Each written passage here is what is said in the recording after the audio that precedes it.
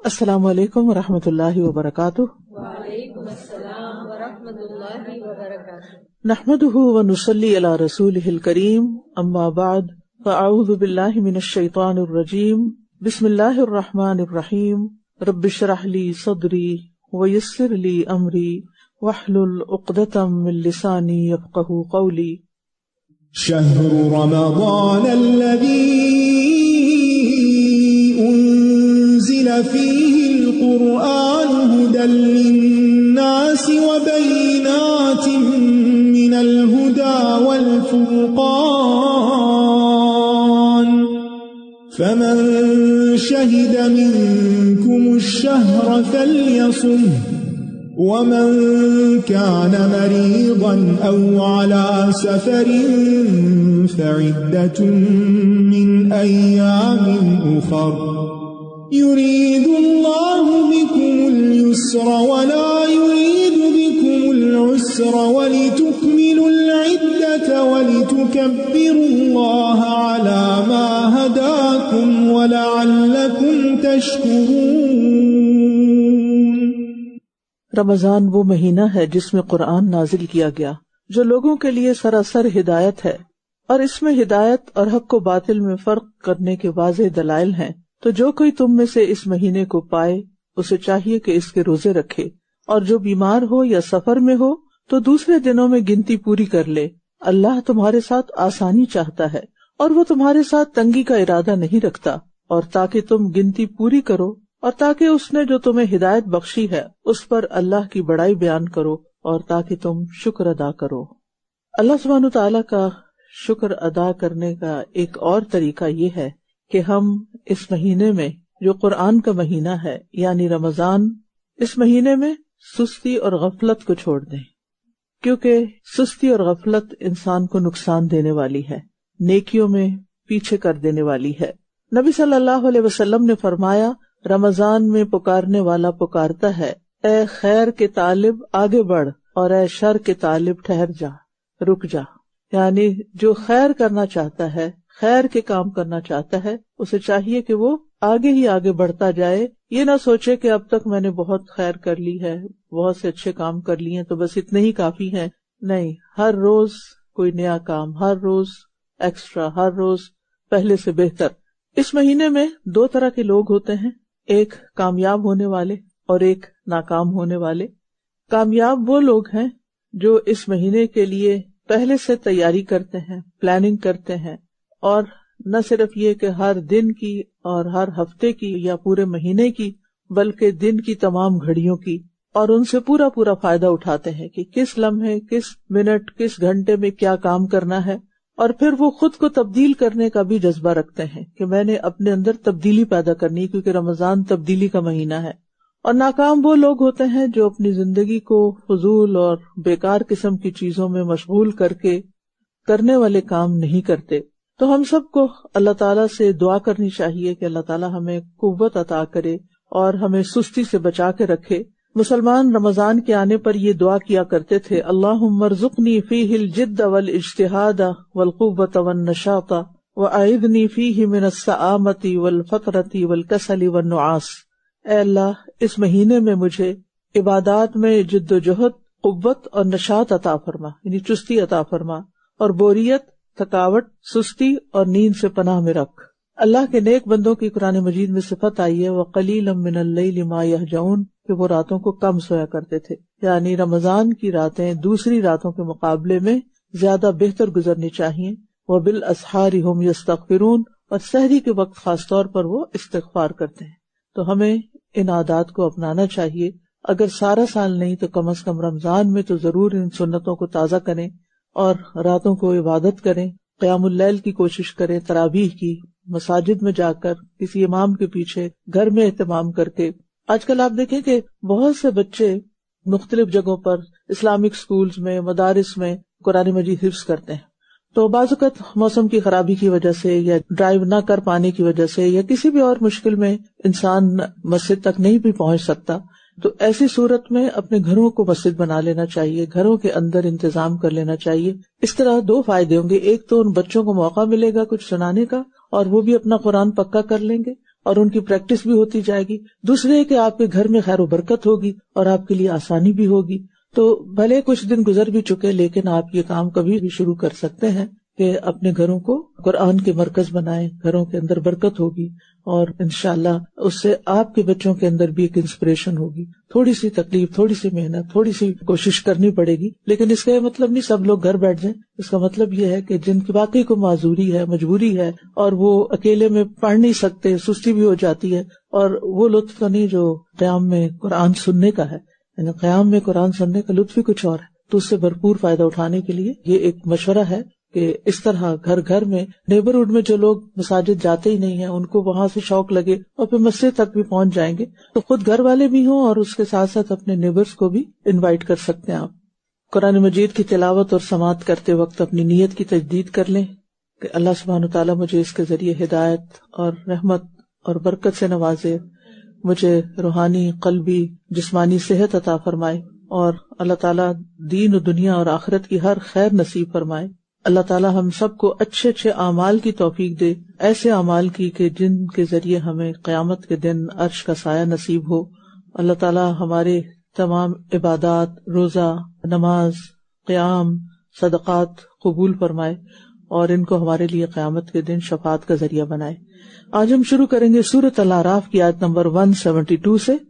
इरशाद बारी ताला है, وَإِذْ أَخَذَ رَبُّكَ مِنْ بَنِي آدَمَ مِنْ ظُهُورِهِمْ ذُرِّيَّتَهُمْ وَأَشْهَدَهُمْ عَلَى أَنفُسِهِمْ أَلَسْتُ بِرَبِّكُمْ قَالُوا بَلَى شَهِدْنَا أَن تَقُولُوا يَوْمَ الْقِيَامَةِ إِنَّا كُنَّا عَنْ هَذَا غَافِلِينَ أَوْ تَقُولُوا إِنَّمَا أَشْرَكَ آبَاؤُنَا مِنْ قَبْلُ وَكُنَّا ذُرِّيَّةً مِنْ بَعْدِهِمْ أَفَتُهْلِكُنَا بِمَا فَعَلَ الْمُبْطِلُونَ وَكَذَلِكَ نُفَصِّلُ الْآيَاتِ وَلَعَلَّهُمْ يَرْجِعُونَ وَاتْلُ عَلَيْهِمْ نَبَأَ الَّذِي آتَيْنَاهُ آيَاتِنَا فَانسَلَخَ مِنْهَا فَأَتْبَعَهُ الشَّيْطَانُ فَكَانَ مِنَ الْغَاوِينَ وَلَوْ شِئْنَا لَرَفَعْنَاهُ بِهَا وَلَكِنَّهُ أَخْلَدَ إِلَى الْأَرْضِ وَاتَّبَعَ هَوَاهُ فَمَثَلُهُ كَمَثَلِ الْكَلْبِ إِن تَحْمِلْ عَلَيْهِ يَلْهَثْ أَوْ تَتْرُكْهُ يَلْهَث ذَلِكَ مَثَلُ الْقَوْمِ الَّذِينَ كَذَّبُوا بِآيَاتِنَا فَاقْصُصِ الْقَصَصَ لَعَلَّهُمْ يَتَفَكَّرُونَ سَاءَ مَثَلًا الْقَوْمُ الَّذِينَ كَذَّبُوا بِآيَاتِنَا وَأَنفُسَهُمْ كَانُوا يَظْلِمُونَ مَن يَهْدِ اللَّهُ فَهُوَ الْمُهْتَدِي وَمَن يُضْلِلْ فَأُولَئِكَ هُمُ الْخَاسِرُونَ وَلَقَدْ ذَرَأْنَا لِجَهَنَّمَ كَثِيرًا مِنَ الْجِنِّ وَالْإِنسِ لَهُمْ قُلُوبٌ لَا يَفْقَهُونَ بِهَا وَلَهُمْ أَعْيُنٌ لَا يُبْصِرُونَ بِهَا وَلَهُمْ آذَانٌ لَا يَسْمَعُونَ بِهَا أُولَئِكَ كَالْأَنْعَامِ بَلْ هُمْ أَضَلُّ أُولَئِكَ هُمُ الْغَافِلُونَ وَلِلَّهِ الْأَسْمَاءُ الْحُسْنَى فَادْعُوهُ بِهَا وَذَرُوا الَّذِينَ يُلْحِدُونَ فِي أَسْمَائِهِ سَيُجْزَوْنَ مَا كَانُوا يَعْمَلُونَ وَمِمَّنْ خَلَقْنَا أُمَّةٌ يَهْدُونَ بِالْحَقِّ وَبِهِ يَعْدِلُونَ۔ اور جب آپ کے رب نے بنی آدم کی پشتوں سے ان کی اولاد کو نکالا اور انہیں خود ان کے نفسوں پر گواہ بنایا، پھر پوچھا کیا میں تمہارا رب نہیں ہوں؟ انہوں نے کہا ہاں، ہم گواہی دیتے ہیں کہ آپ ہی ہمارے رب ہیں، تاکہ تم قیامت کے دن یہ نہ کہو کہ ہم تو اس سے بالکل غافل تھے۔ اوپر آیات میں رسولوں اور کتاب کے ذریعے ہدایت کا ذکر تھا۔ کائنات اور خود انسان کی ذات میں ہدایت کی دلیلوں کا ذکر یہاں آتا ہے۔ اس آیت کی دو تفسیریں بیان کی گئی ہیں۔ ایک تو یہ کہ ہر انسان کی فطرت میں اللہ نے توحید رکھ دی ہے، یعنی ہر انسان کے اندر یہ طلب رکھ دی گئی ہے کہ وہ جانے کہ میرا رب ایک ہے جس نے مجھے پیدا کیا اور وہی مجھے روزی دیتا ہے۔ تو خود انسان کی پیدائش ہی اللہ کی ذات پر ایک بہت بڑی دلیل ہے، کیونکہ کوئی چیز خود سے خود نہیں بنتی، کوئی بنانے والا اس کو بناتا ہے۔ اور پھر یہ کہ ہمارا دین ہمیں یہ بھی بتاتا ہے کہ ہر بچہ فطرت پر پیدا ہوتا ہے۔ اور دوسرے، اس سے مراد وعدہ الست ہے، وہ عہد و پیمان جو اللہ تعالیٰ نے آدم علیہ السلام کی پشت سے تمام اولاد آدم کو نکال کر ان سے لیا، اور جو عہد الست کے نام سے مشہور ہے۔ یہاں آیت میں بھی آپ دیکھ رہے ہیں کہ آپ کے رب نے بنی آدم کی پشتوں سے ان کی اولاد کو نکالا۔ یہ کب ہوا تھا اس کے بارے میں ایک حدیث میں آتا ہے جو مسند احمد کی حدیث ہے اور السلسلہ صحیحہ میں بھی ہے۔ نبی صلی اللہ علیہ وسلم نے فرمایا، اللہ تبارک و تعالی نے آدم علیہ السلام کی پشت میں موجود تمام اولاد سے نعمان یعنی میدان عرفات میں عہد لیا تھا۔ پھر اللہ نے ان کی صلب سے ان کی ساری اولاد نکالی جو اس نے پیدا کرنی تھی، اور اسے اپنے سامنے چھوٹی چھوٹی چیونٹیوں کی شکل میں بکھیر دیا۔ پھر ان کی طرف متوجہ ہو کر ان سے کلام کیا اور فرمایا، کیا میں تمہارا رب نہیں ہوں؟ انہوں نے کہا، کیوں نہیں؟ تم قیامت کے دن یہ نہ کہہ سکو کہ ہم تو اس سے بے خبر تھے، یا تم یہ کہنے لگو کہ ہم سے پہلے ہمارے آباء و اجداد نے بھی شرک کیا تھا، ہم ان کے بعد انہی کی اولاد تھے، تو کیا تو ہمیں باطل پرستوں کے عمل کی وجہ سے ہلاک کرے گا؟ اب یہاں پر ایک سوال پیدا ہوتا ہے کہ اگر کوئی یہ کہے کہ ہمیں تو نہیں یاد کہ ہم نے کوئی ایسا وعدہ کیا تھا، تو اللہ تعالیٰ نے پیغمبروں کو بھیجا اس لیے تاکہ انہیں وہ وعدہ یاد کرا دیں۔ یا تم یہ نہ کہو کہ شرک تو اس سے پہلے ہمارے آباء و اجداد نے کیا تھا اور ہم تو ان کے بعد انہی کی اولاد تھے، کیا پھر تو ہمیں اس کام کی وجہ سے ہلاک کرے گا جو ان غلط کاروں نے کیا تھا؟ یعنی قیامت کے دن مشرکین کے شرک سے متعلق ان کا کوئی عذر قابل قبول نہیں ہوگا، یعنی چاہے وہ اپنے باپ دادا کو بلیم کریں لیکن ان کی یہ دلیل ان کے کام نہیں آئے گی۔ اور اسی طرح ہم آیات کو کھول کھول کر بیان کرتے ہیں، اور اس لیے کہ یہ رجوع کر لیں، یعنی پلٹ آئیں، اور انہیں اس شخص کا حال پڑھ سنائیے جسے ہم نے اپنی آیات عطا کی، یعنی وہ عالم تھا، پھر وہ ان سے بالکل نکل گیا، سارا علم بھلا دیا، چھوڑ دیا، تو شیطان اس کے پیچھے لگ گیا، پھر وہ گمراہوں میں شامل ہو گیا۔ آیت کے الفاظ سے یوں معلوم ہوتا ہے کہ یہ کسی خاص شخص کا واقعہ ہے، اور ایسا ہو سکتا ہے، لیکن قرآن و سنت میں ہم دیکھتے ہیں کہ اللہ اور اس کے رسول کا جو انداز تخاطب وہ انتہائی بلند اخلاق پر مبنی ہے، یعنی کسی کی بھی غلطی نام لے کر نہیں بتائی جاتی سوائے ابو لہب کے۔ تو یہاں پر اس کا کیریکٹر بتا دیا گیا، وہ کیسا انسان ہے وہ بتا دیا گیا، اس کی غلطی اور خرابی بتا دی گئی، نام نہیں بتایا گیا۔ لہٰذا ہم دیکھتے ہیں کہ مفسرین نے بعد میں یہ نام ڈھونڈنے کی کوشش کی اور کچھ لوگوں کے نام لیے بھی، لیکن بات یہ ہے کہ جس کسی کے اندر بھی یہ صفات ہوں گی اس پر یہ مثال چسپاں ہوگی، بھلے وہ کوئی بھی ہو، یعنی وہ شخص جو علم کی طرف آیا، قرآن پڑھا، سمجھا، اور پھر سب کچھ پیچھے چھوڑ کے دنیا کی طرف نکل گیا اور اس طرح بھلایا گویا کہ وہ جانتا ہی نہ تھا۔ فانسلخ منہا کا مطلب ہے، انسلاخ کہتے ہیں کھال اتارنے کو، یعنی مسلوخ کہتے ہیں وہ بکری جس کی کھال اتار دی گئی۔ تو آپ نے کبھی جانور ذبح ہونے کے بعد کھال اتری ہوئی دیکھی؟ کھال والا جانور اور بغیر کھال کے جانور، تو اس سے تشبیہ دی، یعنی اس کا تو حلیہ ہی بدل گیا۔ کھال کے ساتھ بکری کچھ اور طرح نظر آتی ہے، جب کھال اتر جاتی ہے تو کچھ اور ہی نظر آتی ہے۔ تو یہ دراصل بے عمل علم والے کی مثال ہے کہ وہ اپنی خواہشات کے پیچھے چلتے ہوئے شیطان کے قابو میں آ گیا۔ یعنی یہ وہ شخص ہے کہ جس کا علم صرف اس کی زبان پر تھا، وہ علم نافع نہیں تھا۔ جب انسان کا عمل اور اس کی خواہش علم کے مخالف ہو، یعنی قرآن میں کچھ لکھا ہوا ہے اور انسان کی خواہشات کچھ اور ہی ہیں اور عمل کچھ اور ہی کر رہا ہے، تو پھر اللہ تعالیٰ وہ علم بھی چھین لیتا ہے، انسان کا اس علم سے بھی کوئی تعلق نہیں رہتا۔ ایسا شخص اپنے علم سے ایسے نکل جاتا ہے جیسے سانپ کچلی سے نکل جاتا ہے، یا جیسے کپڑے اتار دینے کے بعد کپڑوں کا جسم سے کوئی تعلق نہیں رہتا کیونکہ وہ اوپر کی الگ لیئر ہے نا، تو وہ لیئر اتر گئی. تو اسی طرح جو بے عمل عالم ہوتا ہے اس کی بھی لیئر اتر جاتی ہے جب اس ماحول سے یا اس وقت سے باہر نکلتا ہے. تو ایسا ہوا کیوں؟ وہ اپنی خواہشات کی وجہ سے گمراہ ہوا.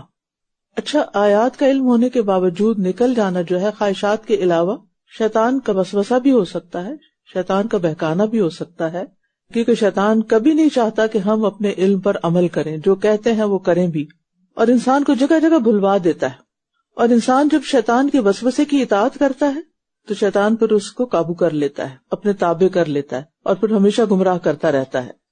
اور خاص طور پر اگر نفس کے اندر خواہشات بھری ہوئی ہو نا، اپنا من ہی جو ہے وہ کچھ اور چاہتا ہو، وہ دنیا کی محبت میں ڈوبا ہوا ہو، تو پھر شیطان کے حملے بھی جلدی اثر انداز ہوتے ہیں اور شیطان جلدی قابو بھی پا لیتا ہے. لیکن اگر انسان خود پہلے اپنے نفس پر کنٹرول کر لیتا ہے، یعنی سیلف کنٹرول اس کے اندر آ جاتا ہے، تو پھر باہر کے حملے اس پر اثر نہیں کرتے. یہ ایسے ہی جس کا امیون سسٹم اسٹرانگ ہوتا ہے اس پر باہر کے جراثیم اثر نہیں کرتے، کیونکہ اگر وہ حملہ آور ہوتے بھی ہیں تو کیا ہوتا ہے، اندر جو فائٹرز بیٹھے ہوئے ہیں وہ آنے والے کو کل کر دیتے ہیں، کیونکہ ہم تو ہر وقت جراثیموں سے ایکسپوز ہوتے رہتے ہیں. کوئی کھانس رہا ہے، کوئی چھینک رہا ہے تو جراثیم باہر نکلتے ہیں یا نہیں، سب کو پتا ہے نکلتے ہیں، اور وہ فضا میں پھیل بھی جاتے ہیں اور پھر دوسرے لوگ ان کو انہیل بھی کر لیتے ہیں.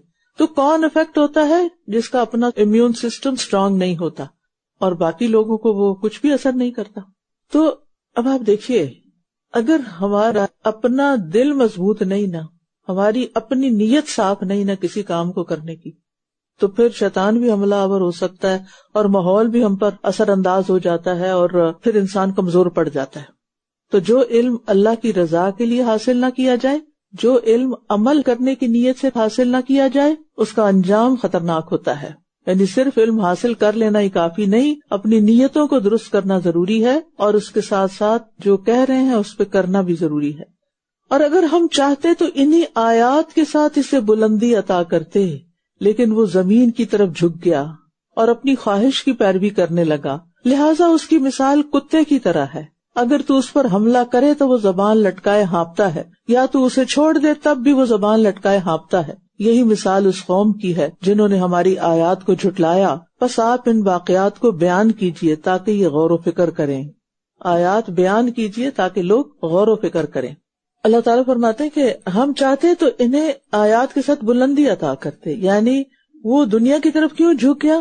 کیونکہ وہ دنیا کے ذریعے شہرت پانا چاہتا تھا، اونچا مقام حاصل کرنا چاہتا تھا، بلندیاں حاصل کرنا چاہتا تھا، اور اس نے سوچا کہ یہ دین تو میری ان بلندیوں کے راستے میں رکاوٹ ہے. یہ اس کے نفس کا دھوکہ تھا اور شیطان نے اس کو بہکایا. لہٰذا اس نے دین کو پس پش ڈالا، قرآن کو پس پش ڈالا اور دنیا کی دوڑ میں لگ گیا. لہٰذا اللہ تعالیٰ اس کی اس دنیا کی لالچ کی مثال کتے سے دیتے ہیں کہ کتا جو ہے ایسا جانور ہے کہ اس کے اندر لالچ کوٹ کوٹ کے بھری ہوتی ہے. وہ بچپن میں کہانی بھی سنی ہوگی، وہ ایک کتا منہ میں ہڈی دبا کے جا رہا تھا کسی نہر کے کنارے، تو اس کو اپنا عکس نظر آیا، تو اس نے دیکھا کہ وہ نیچے کوئی کتا، اس کے منہ میں ہڈی ہے تو وہ بھی لے لوں. منہ کھولا تو اپنی بھی پانی میں گری، حاصل کچھ بھی نہ ہوا. تو کتے کی یہاں صفت کیا بتائی جا رہی ہے کہ اس کی ہر حال میں زبان لٹکی ہوئی ہوتی ہے. یعنی زبان کا باہر نکلنا اور لٹکنا کس بات کی علامت ہے؟ لالچ کی. تو یہاں دنیا کی ہرس میں، زیادہ دنیا کی لالچ میں اللہ کی آیات کو جھٹلانے والوں کی مثال بیان کی گئی ہے. ایسا شخص دنیا کے لیے ہر حلال حرام طریقے سے جد و جہد کرتا ہے، لیکن اس کا لالچ کہیں ختم نہیں ہوتا، جس کی وجہ سے اس کی محتاجی کوئی چیز دور نہیں کر سکتی، کیونکہ اندر لالچ ہے نا. تو وہ بہت کچھ ہونے کے باوجود بھی اس کا من نہیں بھرتا. وہ کہتا ہے ابھی تو تھوڑا ہے، کیونکہ وہ اپنے سے اوپر والوں کو دیکھ رہا ہے. اگر اپنے سے نیچے والوں کو دیکھے تو اپنے آپ کو مطمئن پائے. تو ان آیات میں دراصل علم کے مطابق عمل کرنے کی ترغیب دی گئی ہے اور عمل نہ کرنے سے ڈرایا گیا ہے، کیونکہ انسان ایسی صورت میں پھر اسفل السافلین میں جا پڑتا ہے.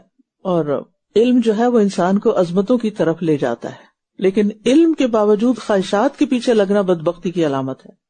آپ دیکھیے کہ دنیا میں جو بھی انسان جینوئنلی پڑھا لکھا ہو، سمجھدار ہو، وہ بے قدرہ نہیں ہوتا، وہ کہیں نہ کہیں اپنی جگہ بنا لیتا ہے. آپ کیوں اپنے بچوں کو کہتے ہیں پڑھو پڑھو پڑھو، کچھ بن جاؤ؟ کیونکہ آپ کو پتا ہے کہ علم کی ویلیو ہے، اسی لیے آپ ان کے اوپر لاکھوں خرچ کر کے ان کو کچھ بنانے کی کوشش کرتے ہیں، کیونکہ علم کی ویلیو ہے. تو علم انسان کو بلندی دیتا ہے، لیکن جب علم رکھنے والا زمین یعنی دنیا سے چمٹ جائے، خواہشات کے پیچھے لگ جائے، تو یہی اس کی بدبختی کی علامت ہو جاتی ہے.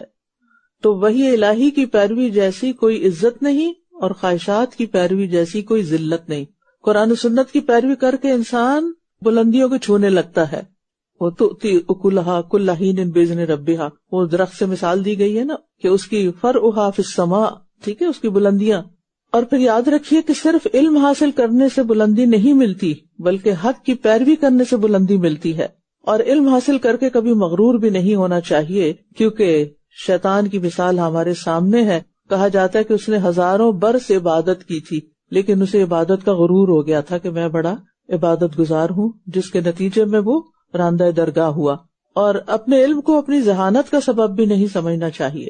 اور پھر یہ ہے کہ جب صحیح مقاصد کے لیے علم حاصل نہیں کیا جاتا نا، تو پھر ایسے علماء جو ہیں ان چیزوں پر بڑے برہم ہوتے ہیں جو ان کے نفس کے خلاف ہوتی ہیں.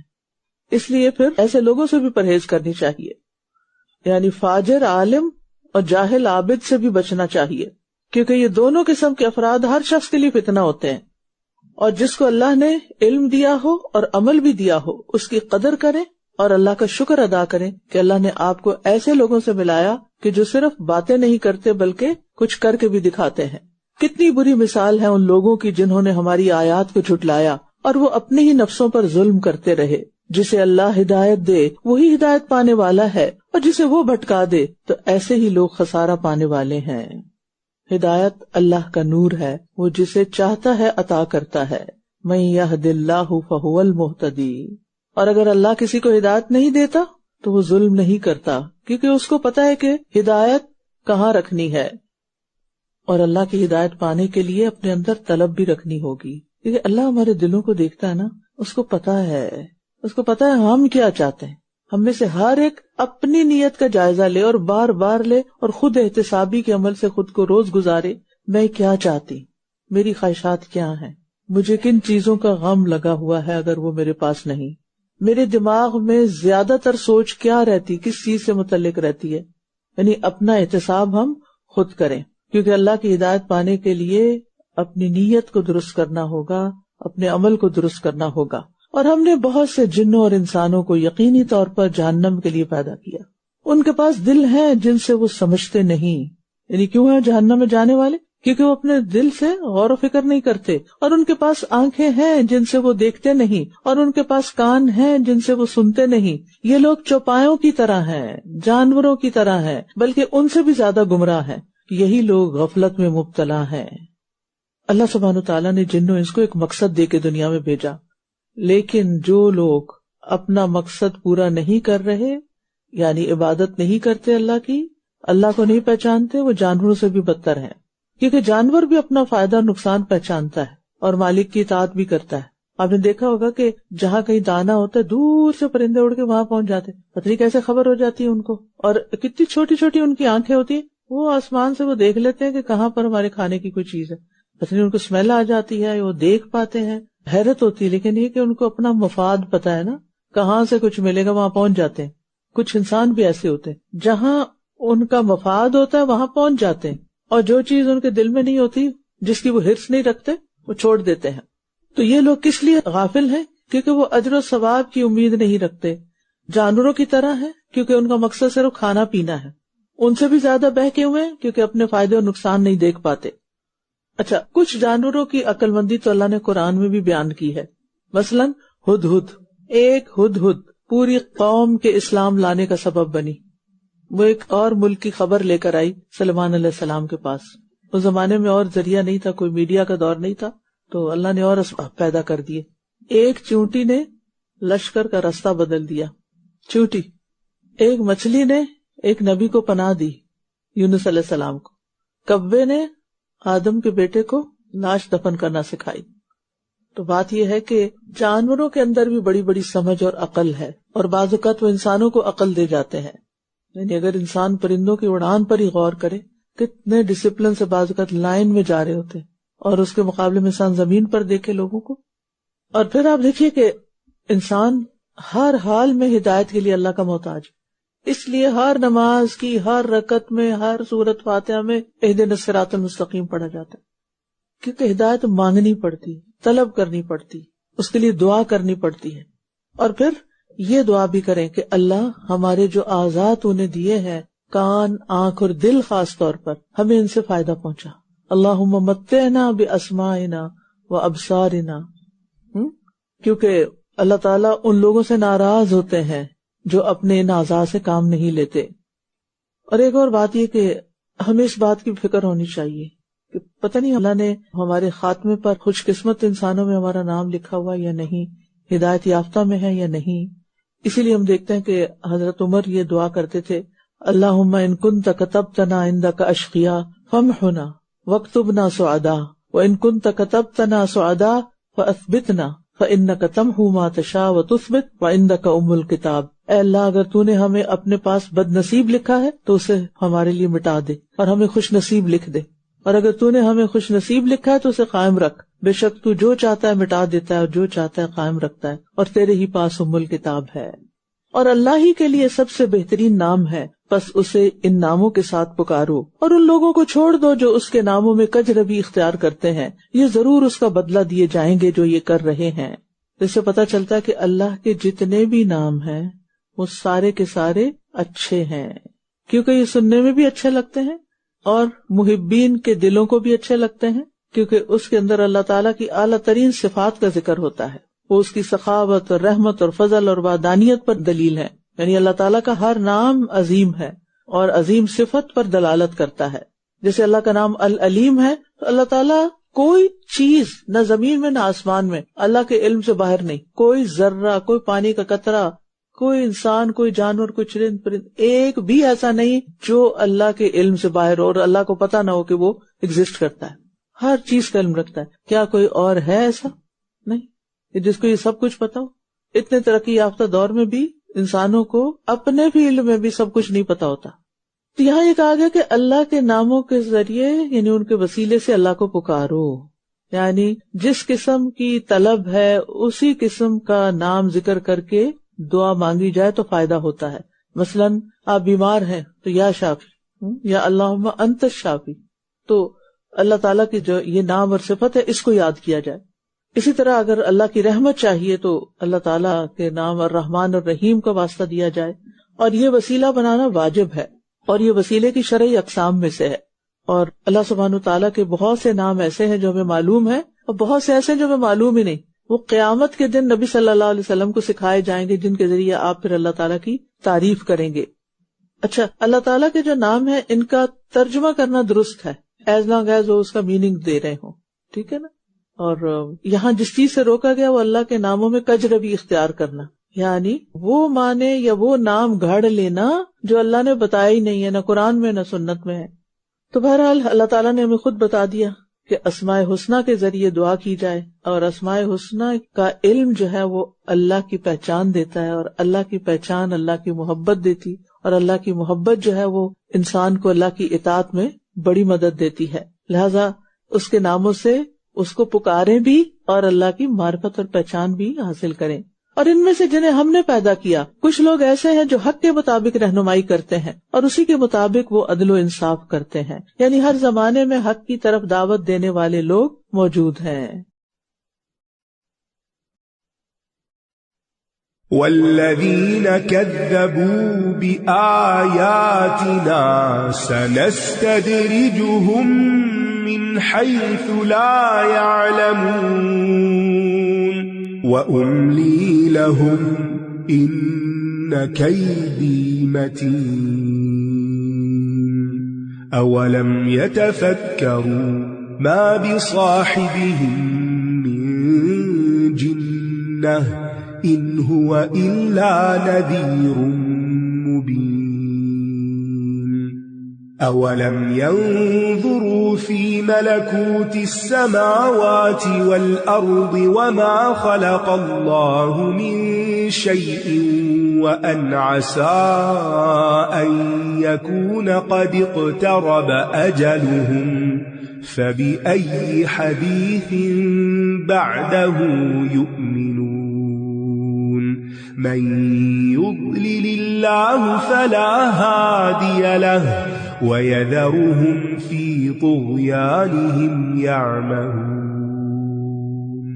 يسألونك عن الساعة أيان مرساها قل إنما علمها عند ربي لا يجليها لوقتها إلا هو ثقلت في السماوات والأرض لا تأتيكم إلا بغتة يسألونك كأنك حفي عنها قل إنما علمها عند الله ولكن أكثر الناس لا يعلمون قل لا أملك لنفسي نفعا ولا ضرا إلا ما شاء الله ولو كنت أعلم الغيب لاستكثرت من الخير وما مسني السوء إن أنا إلا نذير وبشير لقوم يؤمنون۔ اور جن لوگوں نے ہماری آیات کو جھٹلا دیا ہم انہیں ضرور اس طرح آہستہ آہستہ وہاں سے پکڑیں گے جہاں سے یہ جانتے بھی نہ ہوں گے، یعنی اللہ سبحانہ تعالیٰ کی پکڑ ایک دم نہیں آتی۔ شیطان انسان کے لیے اس کے برے عمل خوبصورت بناتا رہتا ہے اور انسان سمجھتا ہے کہ میں سب اچھا کر رہا ہوں، میں ٹھیک کر رہا ہوں، حالانکہ وہ غلط کر رہا ہوتا ہے۔ لہٰذا نہ وہ توبہ کرتا ہے نہ اپنی اصلاح کرتا ہے، اور پھر ایک دم جب پکڑ آتی ہے تو انسان ہلاکت کو جا پہنچتا ہے۔ اور یہ جو استدراج ہوتا ہے یہ اس طرح بھی ہوتا ہے کہ جب انسان کوئی نیا غلط کام کرتا ہے تو اس کو کوئی نئی نعمت بھی ساتھ مل جاتی اور وہ اور خوش ہو جاتا، پھول جاتا ہے کہ دیکھا نا جو میں نے کیا وہ ٹھیک تھا، اس کی کوئی تعویل کر لیتا ہے، لہٰذا پھر اسی پر پکڑ آ جاتی ہے بعد میں۔ یعنی جب بھی نعمتوں کی فراوانی ہو، زیادہ نعمتیں آنے لگیں، وسعتیں ہوں تو شکر میں اضافہ کر دیں، اللہ کے آگے اور جھک جائیں، ان نعمتوں کو پا کر سرکشی اختیار نہ کریں، اللہ کی نافرمانیاں نہ کریں، کیونکہ پکڑ آنے میں دیر نہیں لگتی۔ تو یہ بہت ڈرنے کی بات ہے کہ غفلت میں پڑے ہوئے لوگوں کو اللہ تعالیٰ فوراً نہیں پکڑتا، انہیں ڈھیل دیتا ہے اور پھر اچانک رسی کھینچ لیتا ہے۔ اور اگر خاص طور پر نافرمانی کرنے کے باوجود نعمتیں ملتی رہیں تو اور بھی ڈرنا چاہیے۔ اور جو لوگ اللہ کی حدود توڑ رہے ہوں اگر وہ بڑے خوشحال نظر آتے ہیں تو اس سے کبھی بھی متاثر نہ ہوں کہ یہ ان پر اللہ کا بڑا فضل ہے۔ یعنی کسی گناہگار کو صحت اور اچھی حالت میں دیکھ کر دھوکہ نہیں کھانا چاہیے کہ ایک شخص گناہ پہ گناہ کر رہا ہے اور وہ دنیا میں دندناتا پھر رہا ہے، پکڑ کا وقت دور نہیں، اور میں انہیں مہلت دے رہا ہوں، بے شک میری تدبیر بہت مضبوط ہے۔ املا کہتے ہیں لمبی مہلت کو، یعنی زیادہ دن کے لیے، یعنی اگر کوئی اپنی نعمتوں پر شکر گزار نہیں تو وہ بھولے نہیں کہ اللہ نے اس کو ڈھیل دی ہوئی ہے، یہ اس کی ناکامی کی طرف اس کو لے جا رہی ہے۔ کیا بھلا انہوں نے غور و فکر نہیں کیا کہ ان کے ساتھی کو کوئی جنون لاحق نہیں، وہ تو ایک کھلم کھلا خبردار کر دینے والا ہے۔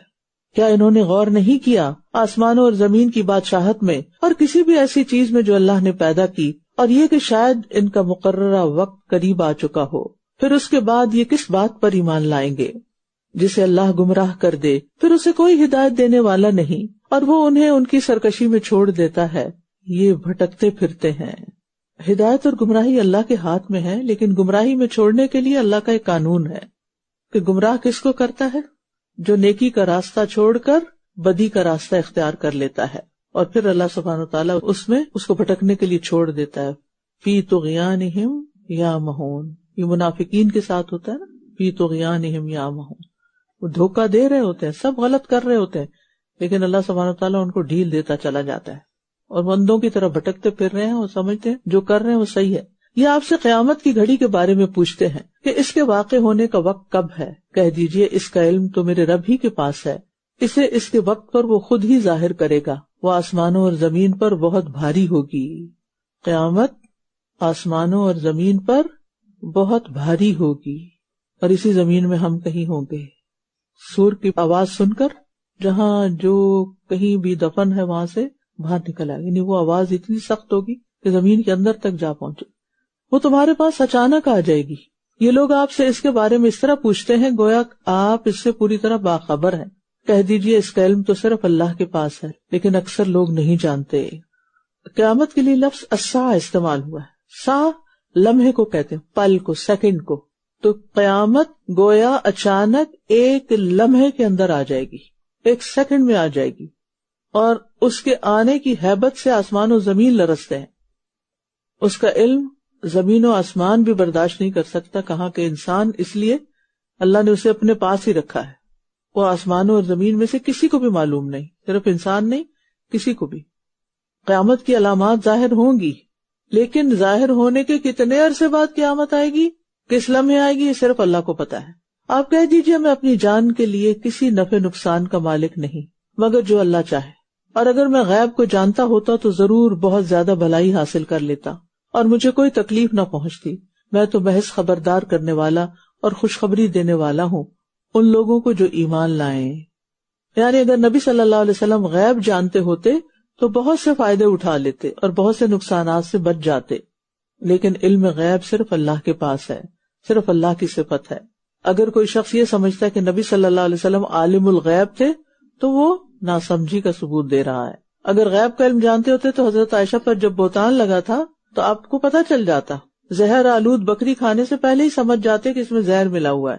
اور اسی طرح کے اور واقعات بھی ہیں جس سے پتہ چلتا ہے کہ نبی صلی اللہ علیہ وسلم غیب کا علم نہیں رکھتے تھے، بس جو اللہ نے بتا دیا اتنا ہی آپ کے پاس ہے جو قرآن و سنت میں موجود ہے، جیسے قیامت، آخرت، جنت، دوزخ کے بارے میں. اور پھر آپ دیکھیے کہ اس میں جو یہ بات ہے نا کہ نبی صلی اللہ علیہ وسلم نے اپنے بارے میں اعتراف کیا کہ میرے پاس غیب کا علم نہیں ہے، تو اگر ہمارے پاس کسی خاص مسئلے پر کوئی علم نہ ہو تو ہمیں شرم محسوس نہیں کرنی چاہیے. آپ کہہ رہے ہیں میرے پاس غیب کا علم نہیں ہے، میں یہ علم نہیں رکھتا، تو ہمیں بھی جس چیز کا نہیں پتا ہمیں کیا کہنا چاہیے؟ لا ادری، یہ علم میں نہیں رکھتی، مجھے نہیں پتا اس کا. اس سے آپ کی شان میں کوئی کمی نہیں.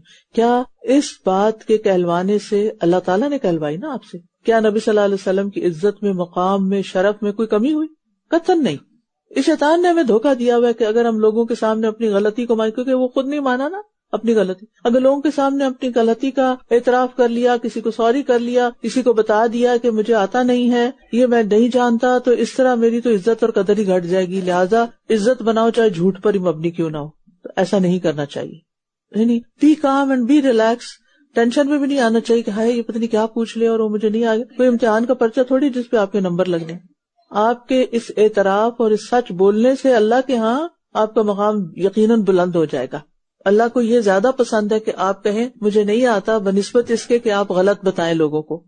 لیکن آپ دیکھیں کہ عام طور پر کیا ہوتا ہے کہ ہمیں کچھ باتیں پتہ ہوتی ہیں، کچھ نہیں، کچھ کام کیے ہوتے ہیں، کچھ نہیں، لیکن ہم بڑھ چڑھ کے اپنے آپ کو منوانا چاہ رہے ہوتے ہیں. اور یہ ایک بہت خطرناک فتنہ ہے، خطرناک فتنہ. اس وقت آپ دیکھیے کہ سوشل میڈیا کی وجہ سے چونکہ فوٹوگرافی کا رواج بہت عام ہو گیا نا، اب جہاں کہیں کوئی پروگرام ہو، حتیٰ کہ مساجد میں چونکہ اب وہ ویڈیوز اماموں کی بن رہی ہوتی ہیں، لہٰذا لوگوں کا کیا شوق ہوتا ہے مجھے کہاں جگہ ملے، صف اول میں ملے.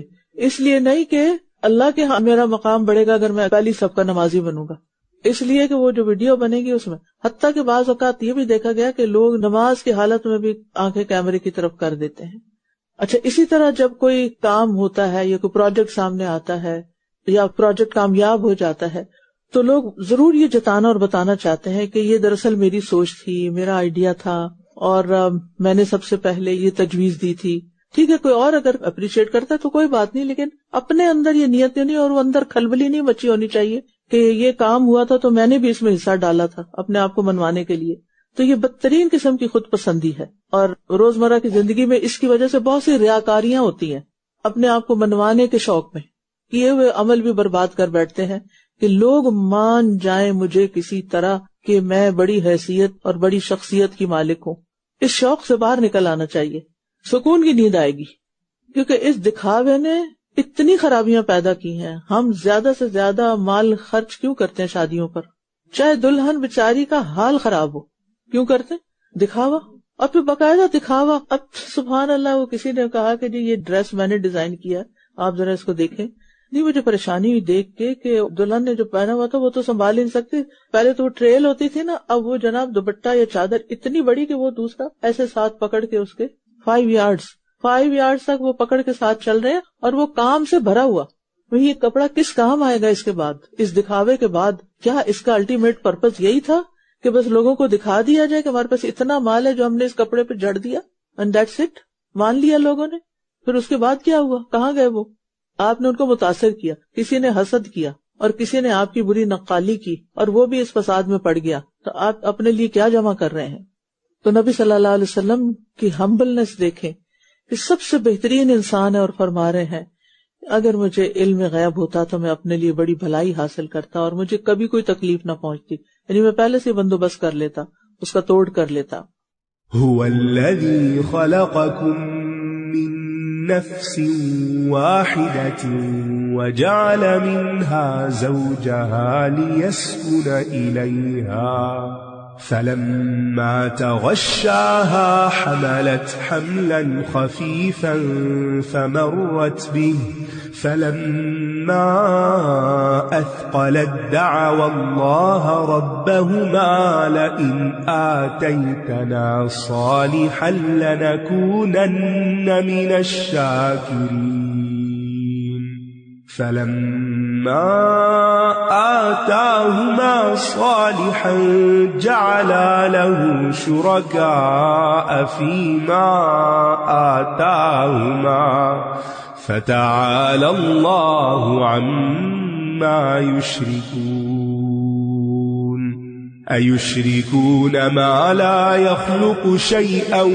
وهم يخلقون ولا يستطيعون لهم نصرا ولا أنفسهم ينصرون وإن تدعوهم إلى الهدى لا يتبعوكم سواء عليكم أدعوتموهم أم أنتم صامتون إن الذين تدعون من دون الله عباد أمثالكم فادعوهم فليستجيبوا لكم إن كنتم صادقين ألهم أرجل يمشون بها أم لهم أيدي يبطشون بها أم لهم أعين يبصرون بها أم لهم آذان يسمعون بها قل ادعوا شركاءكم ثم كيدون فلا تنظرون إن ولي الله الذي نزل الكتاب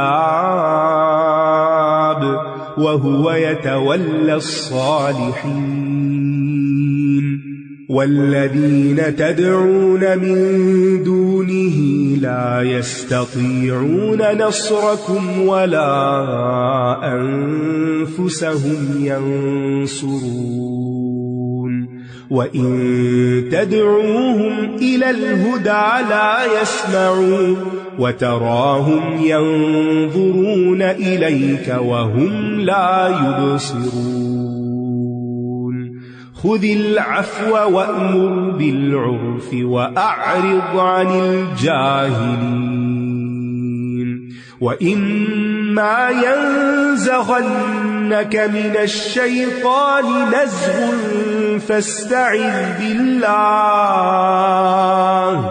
إنه سميع عليم إن الذين اتقوا إذا مسهم طائف من الشيطان تذكروا فإذا هم مبصرون وإخوانهم يمدونهم في الغي ثم لا يقصرون وإذا لم تأتهم بآية قالوا لولا اجتبيتها قل إنما أتبع ما يوحى إلي من ربي هذا بصائر من ربكم وهدى ورحمة لقوم يؤمنون